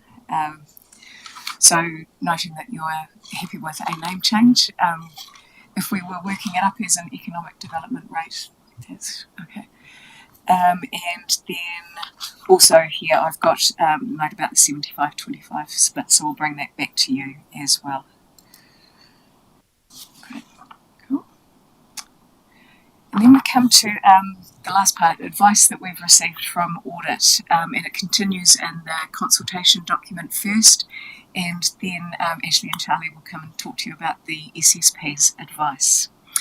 So with the consultation document, we've mentioned a few times that we have been advised by audit that it's council's choice as to whether the consultation document itself is audited or not. All supporting documents will be audited. Normally there's no choice about the consultation document being audited, so council's got options, and the reason there's a difference this time is about the reforms and timing of pieces of work there. What it means is council does have the choice. So we look at what the benefits of an audited consultation document are and those of an unaudited consultation document. Either way, the public can have confidence that the information council has put out for feedback is robust because all of the supporting documents have been audited.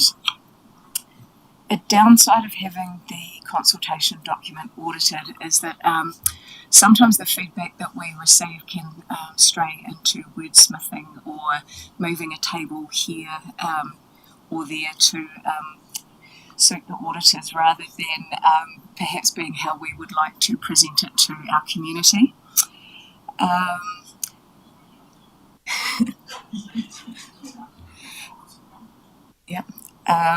So a benefit of having an unaudited one is it's cheaper. It also gives more time to prepare the document. And while audit does build in an extra layer of review, if you do go with an unaudited one, we would make sure that we have an added layer of peer review, so it's got that added robustness as well. We're seeking a steer from you. And the question that we're asking is, would you be comfortable with an unaudited consultation document? Consultation document. I'll third that. Yeah, look, knowing that all the supporting information and other things are audited, comfortable with the amount of work and effort and time that's gone into preparing these to be, not have audit appear again, it would be comfortable, yes. Just to highlight, that means we would come back for a formal resolution in the council meeting in early Feb, just to confirm, because we need that for audit.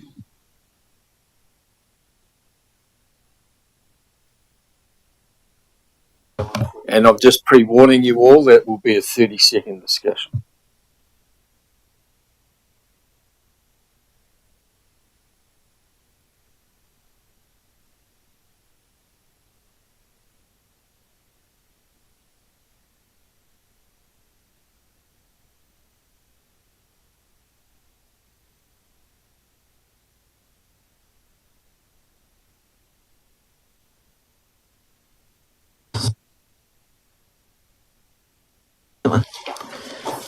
Kia ora koutou katoa. Just a reminder in terms of SSPs, you endorsed the proposed SSPs at the December meeting. However, at a slightly earlier workshop, it was suggested, and it is best practice anyway, to test them with audit. It takes a while for them to have the time to do that. So post your endorsement, we were able to have some feedback from audit. And that feedback was really useful in terms of the new, I can't remember the word for it, but the auditor non-financial performance measures kind of rules around it had been introduced, but that was the first time we got some really, really clear, understandable feedback around how that affects SSPs and how the SSP should be linked to financial information. So that was really useful. So the biggest feedback from the auditors was that SSP should be related to the biggest expenditure within the activity, because the community needs to know that how the money is being spent is being managed through that performance measure, and then also any other high public interest activities that might be within that activity.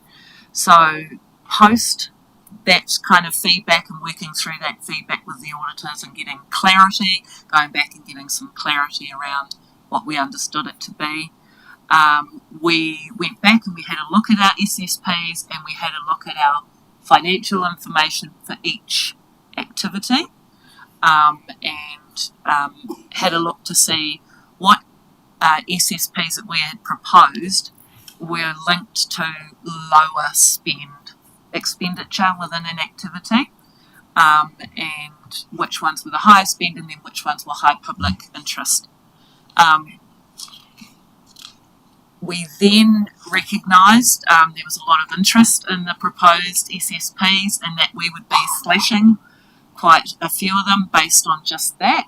So we proposed to rebrand or rename those SSPs that don't fit that audit kind of feedback to, so we're going to have a suite now. We've got the OPR and now we're going to have OPMs. You know, look forward to what the next OP will be, but organisation performance measures. So we'll still have them. They won't be audited. They won't go in the annual report, but they will go into the OPR each time. And the nice thing about that too is that gives us a bit of agility and flexibility in terms of if we want to change those OPMs, we can, because they're not auditable. We don't have to wait for a consultation process. So what was sent to you on Friday was those proposed SSPs, the one that we proposed to keep them as SSPs, and the ones that we proposed to keep as organisation performance measures. Based on that review, we found 3 areas where SSPs didn't really match the biggest expenditure within an activity. So we have proposed 3 new SSPs to match those biggest expenditure. So one was in the community support area around the iwi payments, and then the other two were around maintenance, which was a big spend in those activities. I don't know if you can see, I see what Jacinta means about the quality of the community. Let's have a look. So the first one is a Māori engagement framework is developed, implemented and monitored. So within that, the iwi payments would be part of that engagement framework. And then for property, planned maintenance as detailed in the asset register is carried out or appropriately deferred, because we wanted to recognise there's at times something needs to be done by this date at this time, but a decision is made by council to defer it for a justifiable reason. And then the exact same wording, but for within the community infrastructure. So that's more about the playgrounds and reserves, etc. So is there any feedback on those new proposed SSPs? Charlie? I'm actually pretty comfortable with them. I was initially had some thinking about different ones, but I've worked them through. Just on the last one, the community infrastructure, I'm wondering, because I don't really like the performance, I still don't like the performance measures under C14 and C15. And I'm wondering whether we could incorporate public toilets and cemeteries into the scope of that new one. So it would say a range of parks, reserves, public toilets and cemeteries that are affordable, well maintained, safe and provide for recreational, cultural, environmental well-being of the community. And then the measure is the same across them all, which is maintenance contracts are administered and monitored on a regular basis as per contract specifications. For me, that's kind of, it captures, because we've got two separate ones in there, public toilets, cemeteries, but they can all just be included as one, and then they have the one performance measure, and then obviously there'll be separate decisions around capital spend around parks and reserves, public toilets and cemeteries, but I'm just thinking that that might be a way to go. Brett, would you like to comment? Thank you, Charlie. Nothing's jumping out at me straight away by grouping them up and having them as one. Might just need to work through the wording and come back and work with you, Councillor Jennings. Yeah. Okay, thank you, Councillor Jennings. And just lastly, just to show some figures there, how we look in the end is we will have 54 SSPs, which is approximately half of what we had originally, and 18 organisation performance measures. Any other questions or comments? Would you mind going back one slide, please? Oh no, forward one. Back to that other. Yeah. The three. Yeah. I suppose it's probably the wording in the third one. A range of parks and reserves that are affordable, well maintained, safe, provide for the recreation. Yeah, I'm just a little bit, and then when Sam threw in the cemeteries and toilets, I sort of lost what that was trying to achieve. Sorry, I've gone and confused myself. But yeah, I just wasn't a bit uncomfortable with that wording. That was all. And then when Sam brought the toilets and that, and I was thinking, does that fit in there? And then what do we consider as that range? Because that to me is quite an open statement. But that doesn't protect, I think, some parks and reserves that may have significance for different reasons or whatever. I may be missing the point, but yeah, I'm just a little bit confused by that third one. Well, definitely as a result of that suggestion from Councillor Jennings around the rewording of the performance measure, we will definitely go back to that level of service and re-look at that in terms of including public toilets and cemeteries.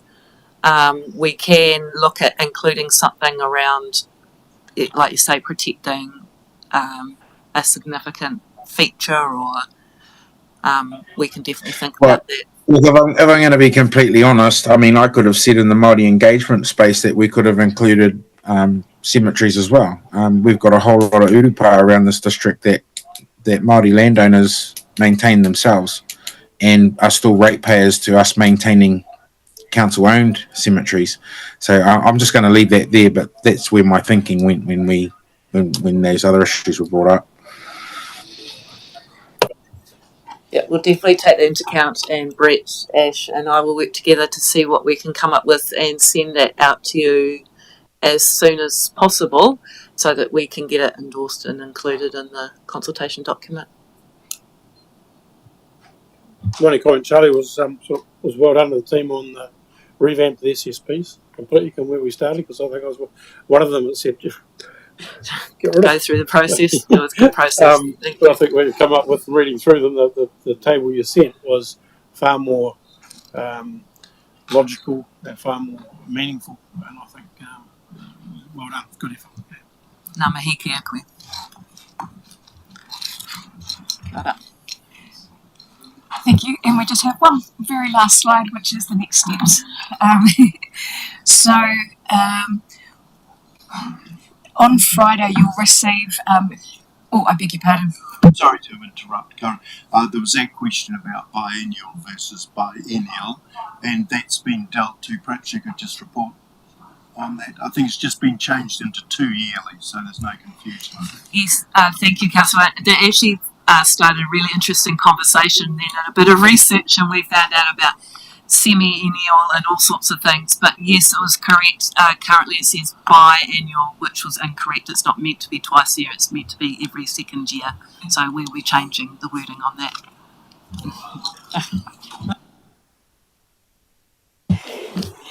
Excellent. Sorry about that. And so, in terms of next steps, we're taking everything from today, and we'll continue preparing material. On Friday, as your pre-reading and with the message from Democracy, you'll receive a big package of supporting documents. So there's the infrastructure strategy, financial strategy, and a number of others. You won't receive the financial statements then, but you will receive them on Wednesday when we have the next workshop, which will be a check back to discuss any outstanding issues before audit. Audit starts on the 5th of February, adding the extra date in there about Wednesday the 7th of February when you'll have that quick paper about the unaudited consultation document. And then the following week is the next workshop where we'll be discussing consultation. And that's us for today, if there's no further questions. Great, thank you. It's been very valuable. Thank you, Karen. Yep. Well done, team.